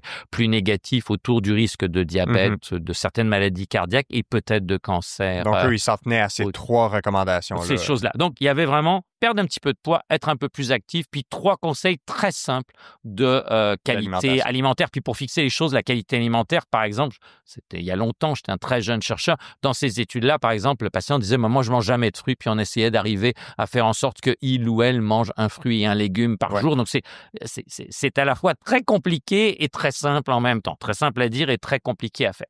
Ce que toutes ces études ont montré, quelle que soit son origine ethnique, quel que soit son âge et ainsi de suite, c'est que quand on arrivait à mettre en place ces éléments, en moyenne, on réduisait le risque de diabète de type 2 de 60%. Ce qui est quand même significatif. Depuis le début du balado, on a discuté un petit peu, attention, risque absolu versus réduction. On la teste un peu comme quand on te parle de combien ta voiture va te coûter par jour si tu la prends à crédit versus le prix total. Là, ça peut biaiser les choses. Il faut comprendre que quand on est dans le prédiabète, on a une malchance de développer le diabète d'à peu près 10% par année. Donc, réduire de 60% ce genre de risque assez élevé, c'est spectaculaire. On est dans les études où il n'y a aucun doute scientifiquement que c'est utile. Puis, il y a des études qui ont fait des choses toutes bêtes, un peu comme à la petite école. Là, on te donne un bon point si tu as perdu du poids, un deuxième bon point si tu fais l'activité physique, puis un bon point par les 3 éléments de qualité alimentaire. Les études ont montré que si tu arrivais à suivre 3 ou plus de ces 5 critères, tu n'avais quasiment aucune personne qui développait le diabète de type 2. Message derrière ça, le mode de vie quand on est prédiabétique est extrêmement puissant et adhérer à ce mode de vie n'est pas facile, mais quand on y adhère, on peut retarder d'une façon spectaculaire l'apparition du diabète de type 2 et probablement le prévenir. La notion donc ça, c'est la prévention. La notion de rémission, c'est un peu différente, c'est on a développé le diabète de type 2. Et là, on essaye de revenir à des taux de sucre totalement normaux, ce qu'on pensait qui était impossible maintenant et qu'on sait extrêmement bien comment le faire. Et le critère clé ici, qui est bien mis en évidence par toute une littérature, c'est si les gens arrivent à perdre durablement 10% de leur poids, le diabète de type 2 a d'immenses probabilités de disparaître pendant de nombreuses années. Le problème, c'est que quand on regarde les études de perte de poids, puis tu en as beaucoup discuté avec Benoît Arsenault, est-ce que la perte de poids est un objectif? Est-ce que c'est plutôt une perte de tour de taille? On n'a pas toujours ces données-là dans les études, donc on est plus sur les kilos avec toutes les limites. Là, je ne fais pas la promotion de la perte de poids, mais je dis ce qui est dans la littérature et les limites de ce que l'on a. C'est que quand on regarde la capacité de perdre 5% de son poids, puis la majorité de ces études, encore, il faut voir ça comme des gens d'à peu près 100 kilos, donc 5 kilos, alors que là, on parle de 10 kilos sur 100 kilos, eh bien, la probabilité d'atteindre durablement la moitié de ce qu'on aurait besoin pour la rémission du diabète est de l'ordre de 5 à 7%. Donc, très difficile à obtenir comme cible. Ou dit autrement, d'une façon brutale, je développe un cancer demain, j'ai probablement plus de chances d'être guéri de mon cancer que si je cherche à perdre du poids d'une façon durable. Tout ça pour dire, on connaît les choses et on sait comment notre système, je crois que les principales limites de notre système par rapport à la prise en charge des maladies associées au surpoids, comme le diabète de type 2, c'est une stigmatisation de ces gens-là, une perception même avec les professionnels de la santé du surpoids qui est à revoir complètement. Et d'ailleurs, par exemple, l'université où j'enseigne, l'Université de Montréal, a toute une réflexion pour revoir de A à Z l'enseignement sur l'obésité et tout ça. C'est vraiment quelque chose qui bouillonne à l'Université de Montréal de comment on peut changer ça, pas juste pour les médecins, mais aussi pour les physiothérapeutes et ainsi de suite. La deuxième chose, c'est qu'au Québec, accéder à un ou une nutritionniste, à un ou une kinésiologue ou physiothérapeute, je ne veux pas rentrer dans le débat de qui... Les deux ont chacun leur rôle à jouer. Qui devrait donner ça. Accéder à un ou une personne en santé mentale, pour revenir à mes éléments tout à l'heure de mode de vie et de piliers, est souvent beaucoup plus compliqué que de prescrire certains médicaments. Puis on n'a pas encore prononcé ce nom-là, mais je crois qu'on ne peut pas faire un balado sur le diabète ou l'obésité sans prononcer ce médicament-là. L'Ozempic est un médicament qui vient changer la donne. Ça ne veut pas dire qu'on doit le mettre dans l'eau du robinet et le donner à tout le monde, mais j'ai des fois plus de facilité à obtenir un remboursement de l'Ozempic pour un patient que de le référer à un ou une nutritionniste, par exemple. Et donc, il y a quelque chose qui ne fonctionne pas et notre société, par exemple, a échoué à développer des programmes de prévention. Et par exemple, pour faire le lien avec ce que tu disais, est-ce que oui ou non, on doit taxer les aliments qui sont ultra transformés et mettre l'argent récupéré dans des programmes de prévention, pas le mettre pour faire un autre pont à Québec et ainsi de suite, là, si tu vois ce que je veux dire, des choses qui vont vraiment rentrer dans la prévention et non pas faire la promotion. De réellement financer nos Pas faire la promotion du transport en voiture plutôt que le transport actif. Est-ce que l'on doit, par exemple, avoir des règlements qui... Par exemple, au Québec, les enfants à l'école vont avec une boîte à lunch, de dire qu'il doit y avoir un contenu maximum d'aliments ultra transformés. Est-ce qu'on doit revenir aux cours de cuisine? Est-ce que dans les cours d'activité physique, on doit supprimer la mesure du poids et de la tour de taille qui était une chose qu'on pensait qu'était une bonne chose et qui est totalement toxique par rapport aux choses, mais faire la promotion non pas de la compétition, mais de comment introduire les choses pour aller mieux dans la vie. D'enseigner la littératie physique. C'est un vieux souvenir, mais j'ai la chance d'avoir 5 enfants, puis je me rappelle très, très bien qu'un des enseignants me dit « Ah bah oui, docteur Abaza, vous faites beaucoup de recherches, est-ce que vous pourriez montrer un exemple de mini-projet de recherche avec un de vos enfants ?» Donc, c'était scientifiquement non valide, mais ça m'a beaucoup marqué. Ce qu'on a décidé, c'est de regarder pourquoi il y avait aussi peu d'enfants qui venaient à l'école en transport actif alors que c'est une école de quartier. Alors, il y a des fois une explication logique, je dépose mes enfants en partant au travail et ainsi de suite, mais on avait construit un petit questionnaire pour les parents et tout ça. Eh bien, imagine-toi que la première réponse qu'on a eue sur 30 personnes, donc scientifiquement, c'est pas valide, c'est « Mes enfants ne vont pas aller à pied ou en vélo à l'école parce qu'il y a trop de voitures dans la rue, donc je les amène en voiture. » Et donc, on sent bien à quel point on est incohérent là-dedans. Je n'ai aucune preuve que ce soit valide plus large, mais j'ai tendance à penser que peut-être, oui, c'est le cas. Tout ça pour dire, je pense qu'on a beaucoup de choses à faire pour changer et pour la prévention et aussi pour la rémission. On est dans ce paradoxe de la science que l'on sait comment on pourrait le faire, on a beaucoup de mal à le mettre en pratique. Oui, absolument.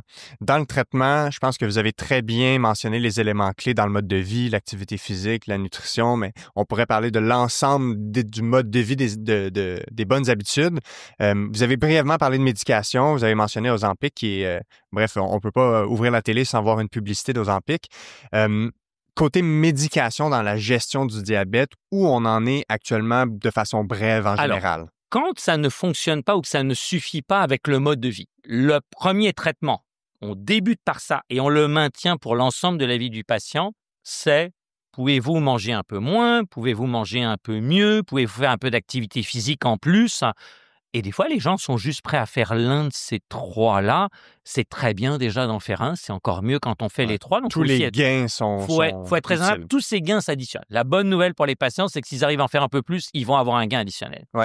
Si tout ça ne suffit pas et que les taux de sucre restent dans une zone qui pourrait abîmer les yeux, les reins, les nerfs, le cœur, alouette, on va débuter un médicament. Et là, de ce point de vue-là, on est tous d'accord, tous au sens pays riche, pays pauvres, nord, sud et ainsi de suite. C'est une association de diabétiques sur Mars. Ils ont le même traitement. Le premier traitement, ça s'appelle le metformin ou metformine, dépendant comment on le fait. C'est un vieux médicament. C'est un extrait du lilas. On est à un moment aujourd'hui où les lilas dans Montréal, ça a explosé la dernière semaine. Des fois, on passe en vélo à côté, là, puis on sent l'odeur à côté.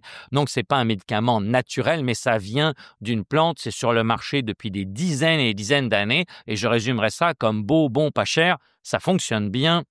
Ça donne pas d'hypoglycémie, qui est une des complications redoutées que je disais tout à l'heure. Et puis, il n'y a pas d'effet secondaire important, sauf peut-être pour les gens qui nous écoutent. Ça peut donner mal au ventre et un peu la diarrhée. Et l'idée, quand on a ça, c'est de réduire la dose et aussi de la monter très lentement et de prendre le médicament au repas. Nombre de fois que les gens me sont adressés en me disant « il est intolérant à ça ne fonctionne pas », qu'on repart avec une dose plus faible, qu'on la monte lentement et qu'on le fait prendre au repas et où je règle le problème, c'est assez fascinant. Donc, c'est vraiment un élément quasiment que les patients pourraient faire à la maison tout seuls sans revoir leur médecin. Donc ça, c'est comme les fondations de la maison diabète. Ouais. Après ça, on a d'autres médicaments qu'on peut ajouter. Il y en a un que la RAMQ aime beaucoup, qui sont des médicaments qui font sécréter un peu plus d'insuline et que la RAMQ aime pour 3 raisons majeures que tu vas vite comprendre. C'est pas cher, c'est pas cher et c'est pas cher. Ouais. Donc, c'est 3 éléments. Puis, gérer un budget est tout à fait logique. J'ai entendu ce matin quelqu'un à la radio dire que le dépassement d'un gros programme pour la SAQ, c'était pas la fin du monde. $1,5 milliard, c'est pas la fin du monde. Laisse-moi te dire que ça m'a fait réagir pendant que j'entendais ça. Je pense pas qu'il m'a entendu à l'autre bout, mais moi, j'ai dit des choses qui étaient peut-être pas très gentilles à la radio. Donc, si ça ne suffit pas, on utilise ces médicaments qui font sécréter le taux de sucre. Leur principal inconvénient, c'est le risque d'hypoglycémie. Ouais. Et leur principal avantage, c'est qu'ils sont pas chers et on peut comprendre. Si moi, j'étais capable d'avoir tout pas cher qui soit durable, ça fonctionnerait. C'est aussi des médicaments pas très durables. Donc, ceux-là, on s'en sert de moins en moins. Après ça, on a l'équivalent de ces médicaments-là qui ne donnent pas d'hypoglycémie, dont on se sert principalement chez les personnes âgées. Parce que ces médicaments qui ne donnent pas d'hypoglycémie, il n'y a quasiment rien à expliquer. On peut dire aux gens, il n'y a pas d'effet secondaire. Puis là, on a 2 nouvelles catégories de médicaments qui ont pris une place majeure dans les dernières années parce qu'elles ont démontré, oui, d'améliorer la glycémie, mais qu'elles ont donné des bénéfices au-delà.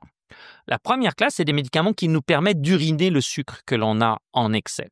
Ces médicaments-là, ils donnent meilleur taux de sucre, ils font baisser un peu la pression artérielle, ils font perdre 2 à 3 kilos, puis souvent les œdèmes des jambes baissent, puis les gens sont bien contents, juste des fois pour se chausser. Là, on est loin des complications du diabète et tout ça, mais on a démontré une baisse des maladies cardiaques assez spectaculaire avec 2 niveaux, moins d'infarctus chez les gens qui en ont déjà fait un, et ce qu'on appelle l'insuffisance cardiaque, l'incapacité du cœur à pomper. On a montré ça chez tout le monde, même chez les gens qui n'ont pas déjà fait d'insuffisance cardiaque. Puis là, c'est pareil. Le risque pour quelqu'un qui a déjà fait de l'insuffisance cardiaque est beaucoup plus élevé d'en refaire que quelqu'un qui l'a jamais fait. Mais la baisse du risque en pourcentage a été la même, à peu près de 60% pour l'insuffisance cardiaque chez tout le monde. Et on a démontré un retard des maladies rénales aussi assez spectaculaire. Quand je débute ce médicament à quelqu'un qui a déjà une maladie rénale débutante, je suis en gros capable de lui dire on éloigne le risque d'hémodialyse avec ce médicament-là d'à peu près 8 ans. Donc, 5 avantages majeurs. Ouais, des bénéfices qui vont au-delà du contrôle de la glycémie. Parenthèse qui va s'appliquer aux médicaments comme le Ozempic, dont on va parler dans quelques secondes. On a aussi démontré un bénéfice chez les gens qui n'ont pas de diabète, ce qui suggère, mot du chercheur pour dire, j'ai donné cet exemple, cette réflexion à faire comme travail à la suite d'un cours à la maîtrise que j'ai donné hier soir. Si un médicament fonctionne pour réduire le risque de maladie rénale et d'insuffisance cardiaque chez les gens non diabétiques, qu'est-ce que ça vous suggère? Et je pense que la balado sera publiée après que j'ai récupéré les examens. Ce que ça suggère, c'est qu'il y a des mécanismes qui sont indépendants de l'effet du médicament sur le taux de sucre. Donc, ces médicaments qui font uriner du sucre, spectaculaire. Néanmoins, on doit dire que ces médicaments augmentent un peu le risque d'une infection à levure qu'on appelle la balanite chez l'homme, ça gratte au bout du bout, et la vaginite chez la femme. Mais là, toujours avec, c'est un thème récurrent de la balado, le risque absolu est très différent de l'augmentation du risque. En gros, on double le risque.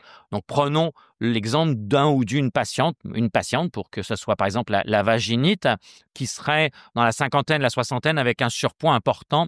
La majorité des gens vont avoir un risque d'à peu près 2%, 3% par année d'avoir une vaginite. On va monter à 4 à 6% avec ce médicament-là. Ça veut quand même dire que 90 à 95% des gens n'en auront pas. C'est assez facile à traiter, mais c'est désagréable. Il y a d'autres effets secondaires, mais c'est vraiment celui-là qui est dominant. Donc ça, c'est ces médicaments qui font uriner du sucre, bon pour le diabète, bon pour la pression, bon pour le cœur, bon pour les reins, peut-être un petit peu plus d'infections génitales, qui sont des champignons qu'on a tous sur nos voies urinaires qui se développent. Par exemple, après des antibiotiques, on peut aussi voir ça, c'est quand la flore est là. Puis en gros, c'est des petits champignons qui adorent le sucre. Donc, quand on en a plus dans les urines, on peut avoir cet élément-là. Puis, par exemple, il faut savoir à qui ne pas prescrire. Par exemple, ce serait une patiente qui nous dirait « Je fais déjà 10 vaginites par an, j'ai un peu d'incontinence urinaire. » Là, je crois que la première chose que je dis aux étudiants, c'est pas de savoir à qui il faut prescrire, mais c'est à qui il ne faut pas prescrire un médicament. Puis la dernière classe de médicaments, c'est celle dans laquelle est l'Ozempic. Il n'est pas tout seul là-dedans, mais ces critères de remboursement, le fait que certaines personnes connues aient fait la promotion de ce médicament-là a changé les choses et en a fait un véritable phénomène de société. Alors, je l'ai déjà dit sur d'autres plateformes, ça n'est pas devenu un phénomène de société par hasard. C'est un excellent médicament, ça ne veut pas dire que tout le monde doit le prendre. Qu'est-ce que font ces médicaments? Ils vont faire en sorte qu'on sécrète un peu plus d'insuline, au début du balado, un peu moins de glucagon, qui est l'espèce d'anti-insuline qui est aussi produit par le pancréas, mais vont aussi faire qu'on va avoir faim moins souvent et que quand on va manger, on va être rassasié plus rapidement. Donc, il y a un impact sur les hormones de la faim aussi. Exactement. Et principal effet secondaire de ces médicaments-là, ça ralentit la vidange de l'estomac. Jusqu'à un certain point, c'est plutôt positif. Au lieu que le sucre montre un peu comme une montagne de l'Ouest canadien, ça ressemble plutôt au Mont Tremblant ou idéalement au Mont Saint-Bruno. Là, faudra pour les gens qui sont de l'extérieur du Québec, il faudra aller regarder ce que sont toutes ces choses-là. Mais en gros, on aplatit énormément. Au lieu d'avoir une montagne vraiment très importante, on va avoir quelque chose de beaucoup plus arrondi comme chose. Mais si on pousse le concept trop loin, on a ce qu'on appelle la nausée. Si on pousse le concept encore plus loin, on a les vomissements. D'une façon générale, pour réduire les effets secondaires de tous les médicaments, du metformin qu'on a parlé au début jusqu'à l'Ozempic, là, puis il y en a d'autres, il y a le Victoza, il y a le Trulicity, un peu moins efficace sur le poids, un peu plus compliqué à prendre, donc l'Ozempic a pris presque toute la place, mais il y a le Mounjaro, qui est une espèce d'Ozempic qui a été dopé, qui font, et tous ces médicaments, la Ozempic, Mounjaro, sont basés sur des hormones digestives qui ont un rôle sur la sécrétion d'insuline et sur la satiété. Donc, ça parle et au pancréas et au cerveau. Tout ça, tous ces médicaments, du début jusqu'à la fin de la chaîne, là, sont des médicaments où débuter à faible dose et monter progressivement règle une immense partie des problèmes. Puis il y a donc ces modes de vie, ça ne suffit pas metformin, ça ne suffit pas les autres pilules par la bouche, mais surtout celles qui font uriner du sucre. Si ça ne suffit pas, l'Ozempic et ses petits camarades. Si ça ne suffit pas, une insuline de longue durée d'action. Si ça ne suffit pas, les insulines au repas. Puis je peux te dire que quand j'arrive à l'insuline, souvent les patients disent non, non, non, non, non, non. La bonne nouvelle, c'est que tu as vécu assez longtemps pour que j'arrive à te proposer ça et ça reste un traitement tout à fait impressionnant. C'est que là, qu'on arrive au moment où le pancréas il est plus en burn-out, là, les cellules sont complètement finies. Puis à côté de toutes ces choses-là, du metformin jusqu'à l'insuline, éventuellement plusieurs fois par jour, il faut penser à voir si la chirurgie de l'obésité chez certains patients n'est pas une solution. Et pour revenir aux sujets qui ont été discutés avant, on voit après une chirurgie de l'obésité, des fois des gens... On parle de chirurgie bariatrique. De chirurgie bariatrique. Donc, c'est vraiment ces chirurgies, pas que, mais qui vont réduire le volume de l'estomac. Il y a d'autres éléments, mais c'est un élément absolument central. On voit des gens avec une désescalade des médicaments qui est spectaculaire et des fois dès le lendemain de la chirurgie. Donc, il y a là aussi, je pourrais poser ça comme question l'année prochaine au cours de maîtrise. Qu'est-ce que ça veut dire que les gens aient besoin de moins de médicaments dès le lendemain de la chirurgie alors qu'ils n'ont pas encore commencé à perdre du poids? Donc, il y a plein d'autres mécanismes et ça me permet de redire encore que l'objectif, perdre du poids est généralement bon pour la santé, mais l'objectif ne doit pas être systématiquement le poids et on doit vraiment lutter contre cette dictature de la balance et que des fois, améliorer son activité physique, perdre un peu de tour de taille fait aussi bien. Mais on voit aussi des gens dont le diabète disparaît après la chirurgie bariatrique. Maintenant, la chirurgie bariatrique, c'est pas un geste anodin, il faut être endormi, ainsi de suite. Puis ça peut se démonter au sens où on peut revenir en arrière dans certains cas, mais c'est dans certains cas et tout ça. Donc on parle quand même d'une décision qui est irréversible dans l'immense majorité des cas, alors que quelqu'un qui ne tolère pas l'Ozempic, on va l'arrêter puis on va ajuster autre chose. On n'est pas du tout dans cet élément-là. Puis j'en profite pour dire une chose, j'ai eu beaucoup de questions hier à la consultation là-dessus. Les effets secondaires de médicaments comme l'Ozempic ou ceux qui font uriner du sucre sont des effets secondaires transitoires qui, dans l'immense majorité des cas, disparaissent quand on enlève le médicament ou quand on réajuste la dose, contrairement à ce qui est marqué dans l'Internet, que ça laisse des choses au long cours. Non, ces médicaments, l'Ozempic par exemple, après 2 semaines, il n'y a quasiment plus d'Ozempic qui circule dans le sang et ça ne laisse pas des choses comme une cicatrice. C'est des choses qui sont, pour l'immense majorité, c'est pas 100% totalement réversible.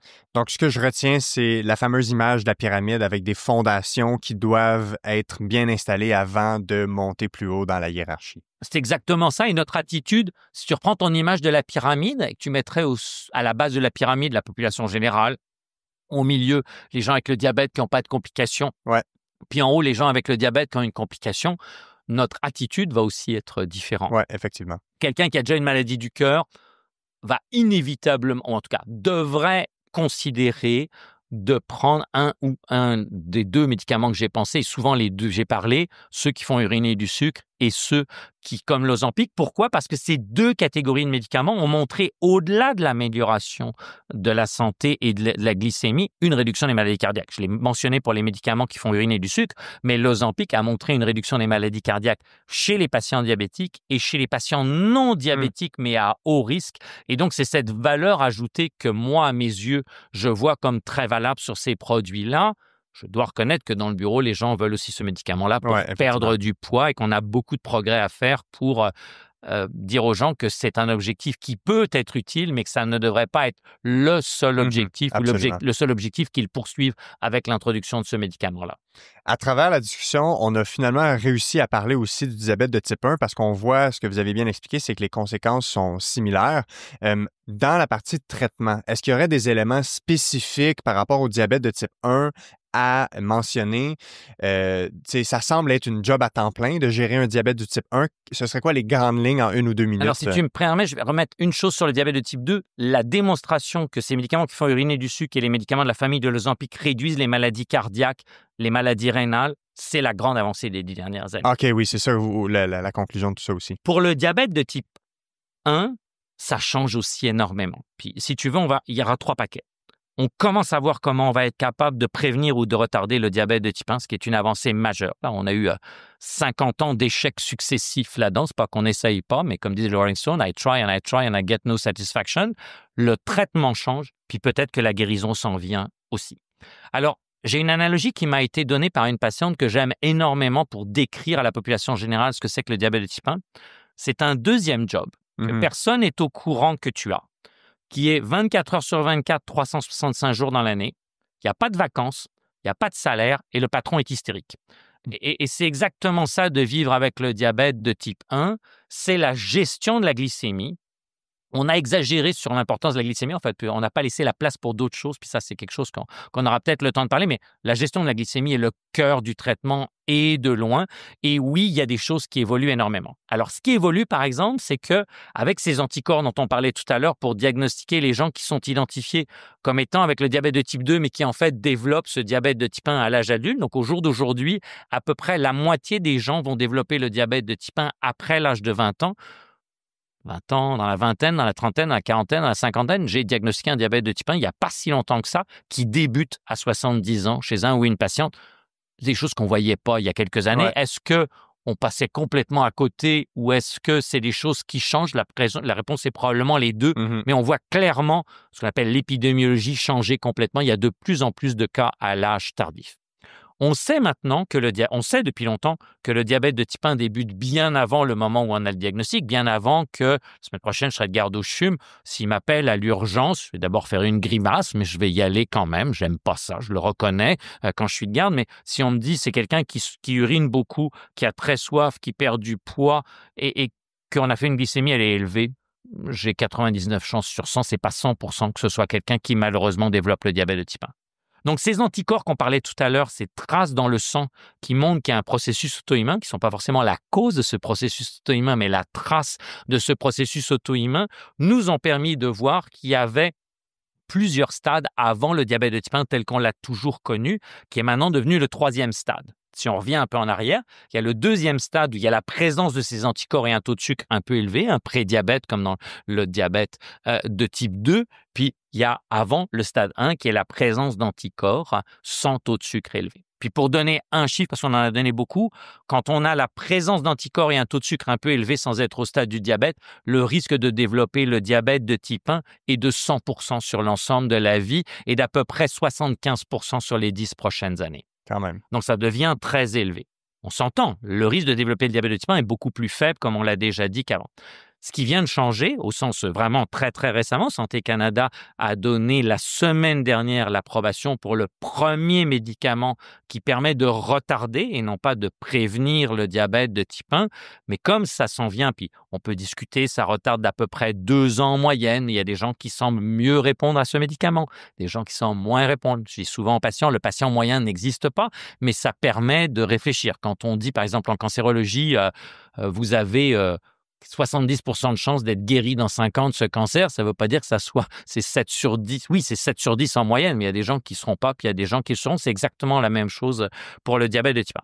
Donc, la bonne nouvelle, c'est qu'on a enfin un outil efficace. On peut contester de dire un médicament qui va être cher, c'est un médicament, c'est les infusions, c'est 14 jours de traitement, une demi-heure par jour, une demi-heure d'infusion. Il faut se préparer, il faut surveiller les gens un petit peu après, disons 14 jours de 2 heures de traitement qui permettent de retarder un peu. Puis, il y a des gens qui discutent beaucoup parce que c'est un médicament qui va être particulièrement cher de voir. Mais on voit que dans le pipeline, là, on a enfin trouvé comment agir sur ce processus auto-immun. Puis, on y a fait allusion au début du balado. Les causes qui font qu'on développe le diabète de type 1 sont un grand mystère. Ouais. On sait qu'il y a une prédisposition génétique très importante. Ça, on est capable de le mesurer dans le sang. Mais ce qui va faire que sur cette prédisposition, on va développer le diabète de type 1, il y a à peu près autant d'hypothèses que je peux en penser, mais les plus robustes sont par exemple que certaines infections virales, par exemple des choses qui donnent les gastroentérites, ce qu'on appelle les Coxsackie-virus, ça ressemble un peu à ce qui est à la surface des cellules qui produisent l'insuline, puis que l'organisme se débarrasse de la gastroentérite, mais au passage, il se débarrasse aussi des cellules qui produisent l'insuline. Il y a eu beaucoup de choses autour de l'introduction trop précoce du lait de vache. Ça tient de moins en moins la route de ce point de vue-là, autour de taux de vitamine D un peu basse. Là aussi, ça tient moins la route qu'avant. Ça demeure mystérieux. Donc, et moi, quand j'étais à la faculté de médecine, il y a 30-40 ans, on nous disait il y a une cause du diabète de type 1, puis le jour où on a retrouvé un point à faire, en fait, on se rend compte malheureusement que, comme d'habitude, les choses sont plus compliquées, qu'il y a probablement 10-15 portes pour entrer dans le diabète de type 1, et que ce qui est valable pour un patient n'est pas valable pour l'autre. Donc, la bonne nouvelle, c'est qu'au niveau de la prévention du diabète de type 1, les choses bougent. Et j'espère être capable de lancer un programme pour apprendre à dépister le diabète de type 1 parce que c'est beaucoup plus simple que vous êtes à risque. Par exemple, j'espère que non, mais ton frère ou ta sœur vivent avec le diabète de type 1, tu veux te faire dépister. Prenons le temps d'y réfléchir. On n'est pas obligé de faire un dépistage parce qu'il est disponible. Peut-être que le médicament ne sera pas couvert et puis que si tu vois que tu as haut risque, tu vas te retrouver coincé à dire « Est-ce que j'investis la coupe de centaines de milliers de dollars que ça risque de coûter pour gagner ça ou pour tes enfants et ainsi de suite ?» Donc, à mon avis, il va falloir qu'on développe toute une politique pour expliquer aux gens quels sont les avantages et les inconvénients du dépistage et les aider à prendre leurs décisions, mais les laisser prendre leurs décisions. Tout ça pour dire qu'on pense que dans la prochaine décennie, peut-être 2 décennies, on aura une capacité de changer ce qu'on appelle l'histoire naturelle de la maladie. Ouais. Et on a des exemples de ça. Certaines maladies dermatologiques et certaines maladies rhumatologiques, par exemple la polyarthrite rhumatoïde, quand on la diagnostique, on a maintenant des médicaments qui coûtent malheureusement trop cher, mais qui sont très efficaces, qui permettent de suspendre l'évolution de la maladie. Et c'est pas complet là, mais c'est assez spectaculaire par rapport à ce qu'on connaissait. Les médicaments qui sont développés dans le diabète de type 1 sont la même grande famille. Il y a des machins qui se terminent en Zumab, là, des trucs avec des noms à coucher dehors, mais quand ça finit en Mab, là, souvent, il y a ce genre de choses-là. Donc ça, c'est le gros changement qu'on attend dans la prochaine année. Ouais. Pas juste le faire, mais apprendre à le faire et éviter que, par exemple, on dépense plein d'argent pour dépister, puis qu'après ça, les gens ne fassent pas la surveillance, fassent pas tous ces éléments-là. Moi, j'ai une demande de fonds qui est juste là-dessus, qui n'est donc la recherche, c'est pas des fois trouver les nouvelles choses, c'est apprendre à bien s'en servir. Puis moi, j'attache beaucoup d'importance que la recherche revienne jusqu'aux soins, puis qu'on apprenne à utiliser d'une façon rationnelle nos ressources. Au niveau du traitement, ce qu'on disait tout à l'heure, là, le job à temps plein, pas payé, et puis en plus, on ne peut pas démissionner du job. Je ne sais pas si je l'ai dit tout à l'heure. Le changement majeur de ces dernières années, c'est les petits capteurs sur le bras. Là. Les capteurs de glucose, on peut traiter le diabète de type 1 soit avec des injections, 4 injections d'insuline par jour, souvent 3 d'insuline rapide à chaque repas et une insuline de longue durée d'action. Et là, il y a eu énormément de progrès pour faire des insulines plus pratiques. On peut l'injecter plus proche du repas avec moins de risque d'hypoglycémie. Le principal problème de ces insulines, c'est que chaque nouvelle, elle ne peut arriver sur le marché que si elle démontre un bénéfice qui est cliniquement pertinent, mais souvent 2 fois plus cher que la précédente. Ce qui fait que l'insuline est devenue, quand on essaie de classer les liquides dans le monde, l'insuline est le 6e liquide le plus cher au monde, sauf que ta vie dépend de l'insuline quand tu vis avec le diabète de type 1. Donc clairement, les éléments de avoir le capteur de glucose qui change les choses, c'est un changement majeur. Et nous, on s'occupe d'un registre qui s'appelle Type 1 Better et on a vu monter la proportion des patients qui prenaient ce capteur pré-COVID.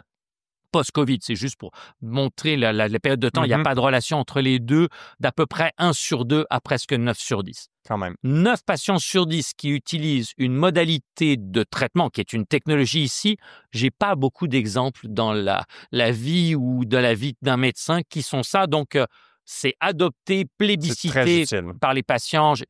Les patients qui me disent qu'ils se priveraient de manger pour être capables de le garder en termes de faire des économies pour être capables de le payer. C'est raisonnablement bien couvert pour ça.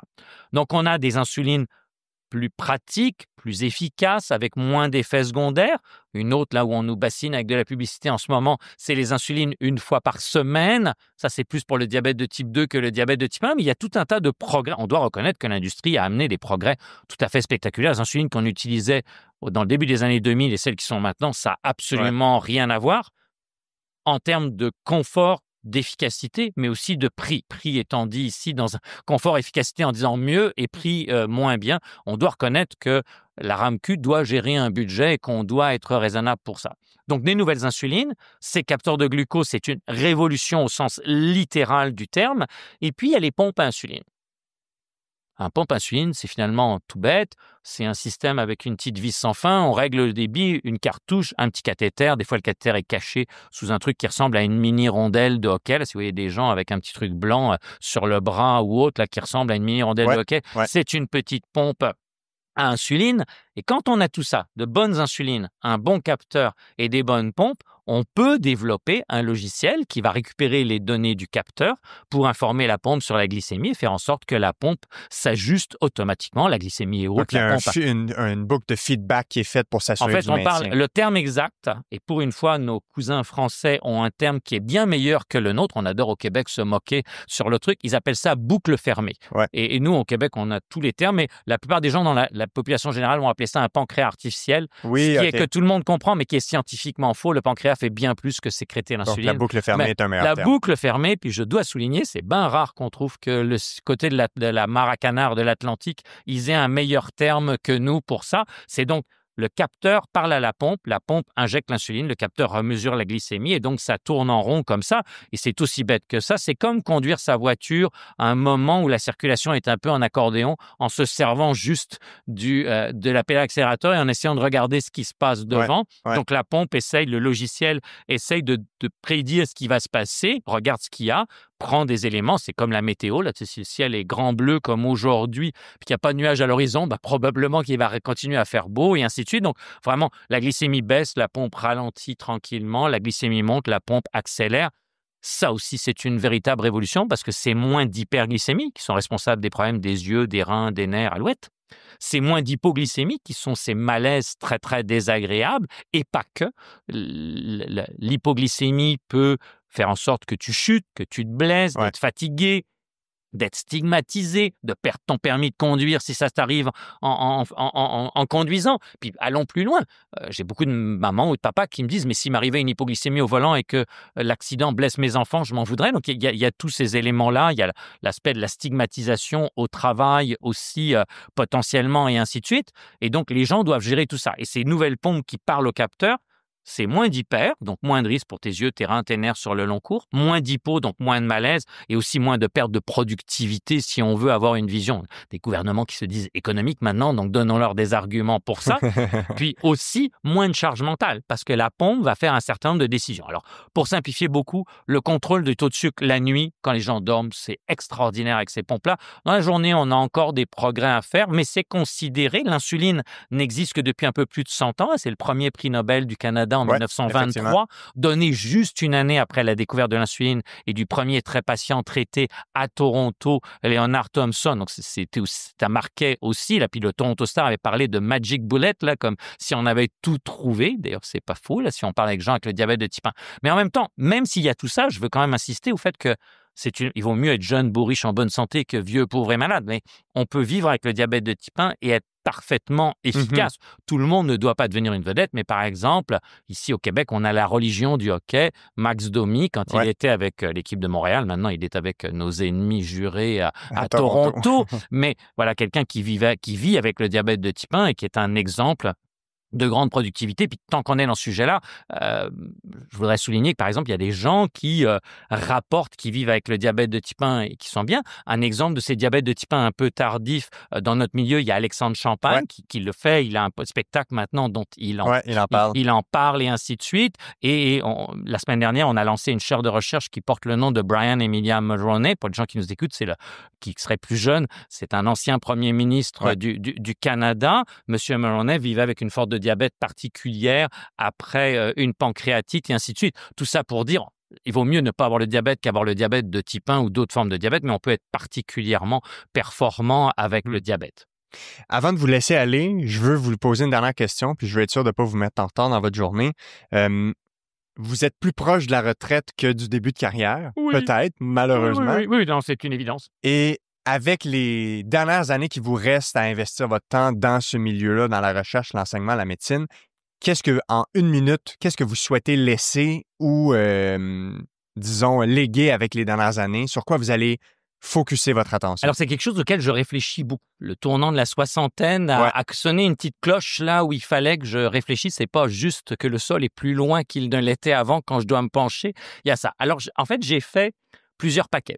On a la chance à l'Institut de recherche clinique de Montréal d'avoir une grande consultation externe, clinique comme on dit ici, et je réfléchis de plus en plus. On a des centaines et des centaines de patients avec ça, on développe des modèles de soins, on essaie d'inspirer on n'a pas vocation à suivre tout le monde, on a vocation à être des leaders dans le changement, et on comprend très bien qu'il y a des gens qui ont le nez dans le guidon en permanence. Nous, on essaie de regarder un peu plus loin et de proposer des changements qui pourraient être adoptés.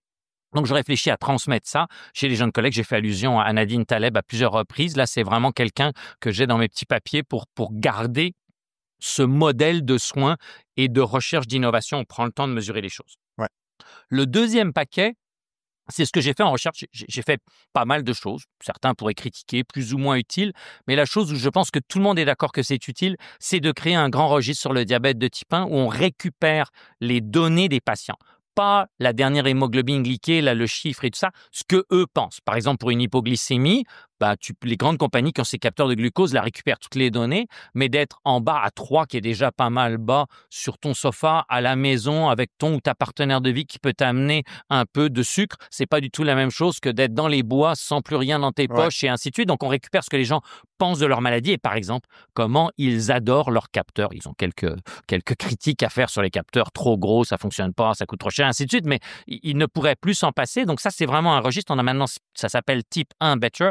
On a plus de 5000 participants. De ça, on a développé un programme d'éducation pour permettre aux gens en ligne, tout seuls, dans le confort de leur foyer, de s'améliorer eux-mêmes. Et on fait beaucoup de découvertes là-dedans. Donc, c'est quelque chose qui fait de la recherche, mais qui a aussi un support direct aux patients et qui nous permet d'aller voir le ministère de la Santé en disant « Regardez, ça coûte cher, mais ça rapporte ». Ça, c'est mon deuxième paquet que je veux absolument transmettre.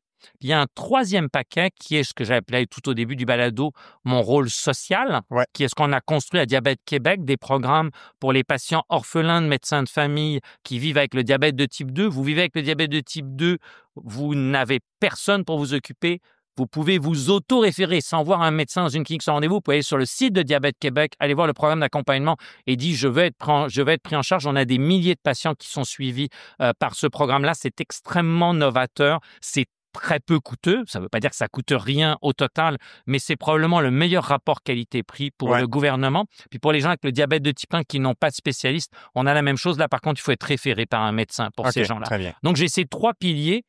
La consultation dans la recherche, vraiment léguer ce registre qui maintenant a une certaine taille, et aussi le rôle social. Et mon obsession, je pense que c'est quasi obsessif, c'est de transmettre ça à une nouvelle génération. Pour cette raison-là, la semaine dernière, on a créé une chaire, Brian et Mila Mulroney. J'ai fait les choses pas que. Il y a d'autres gens, M. Gosselin, une compagnie pharmaceutique, qui peuvent des fois faire des bonnes choses. Il n'y a pas juste le Big Pharma qui abute des gens. On a créé quelque chose qui est vraiment l'idée d'avoir des fonds sur une décennie pour transmettre. Puis mon objectif, c'est vraiment de transmettre et de me retirer progressivement. Puis du haut de mon rocking chair ou du CHSLD, de regarder les petits jeunes de qui voir vont ça fleurir. Développer. Puis tu as fait allusion au début à Myriam Baudry qui est là, et je pense qu'on peut dire que l'avenir de la science appartient probablement aux femmes. Il y a des hommes qui pourront faire, mais quand je regarde et que j'enseigne, la semaine dernière, j'ai enseigné et il y avait 70 personnes dans la salle et il n'y avait pas un seul garçon. Donc, c'est très, très clair qu'on a peut-être aussi des éléments où il faut ramener quelques gars là-dedans. Il y a des biais, il y a des professions qui sont plus féminisées que d'autres, mais tout ça pour dire mon obsession est vraiment de transmettre, et pour ça, j'ai créé un véhicule qui est une chaire de recherche, qui est donc montant d'argent qui va aider à développer de la recherche à la fois pour les soins, pour l'enseignement et pour la recherche, tout ça étant pour moi intégré. La recherche peut améliorer les soins, la recherche peut améliorer l'enseignement. Je pense que j'ai répondu en beaucoup plus qu'une minute. C'est correct, mais j'invite les gens à aller consulter soit le site de Diabète Québec, même le site de l'IRCM, d'aller voir votre profil si les scientifiques à l'écoute veulent lire de vos recherches. Et vous êtes quand même facile à trouver dans certaines entrevues, certains passages de moteurs de recherche. Donc, bref, les gens peuvent en entendre parler davantage. Docteur Abassalorette, merci énormément pour la belle conversation. Puis, je vous souhaite un bon succès dans la fin de vos projets, dans la suite de vos projets futurs. Merci beaucoup de nous aider à vulgariser la science et puis à la fois informer les gens, mais aussi un peu lutter contre la désinformation. On doit dire que ça existe malheureusement de nos jours. Absolument, c'est toujours un plaisir. Au revoir.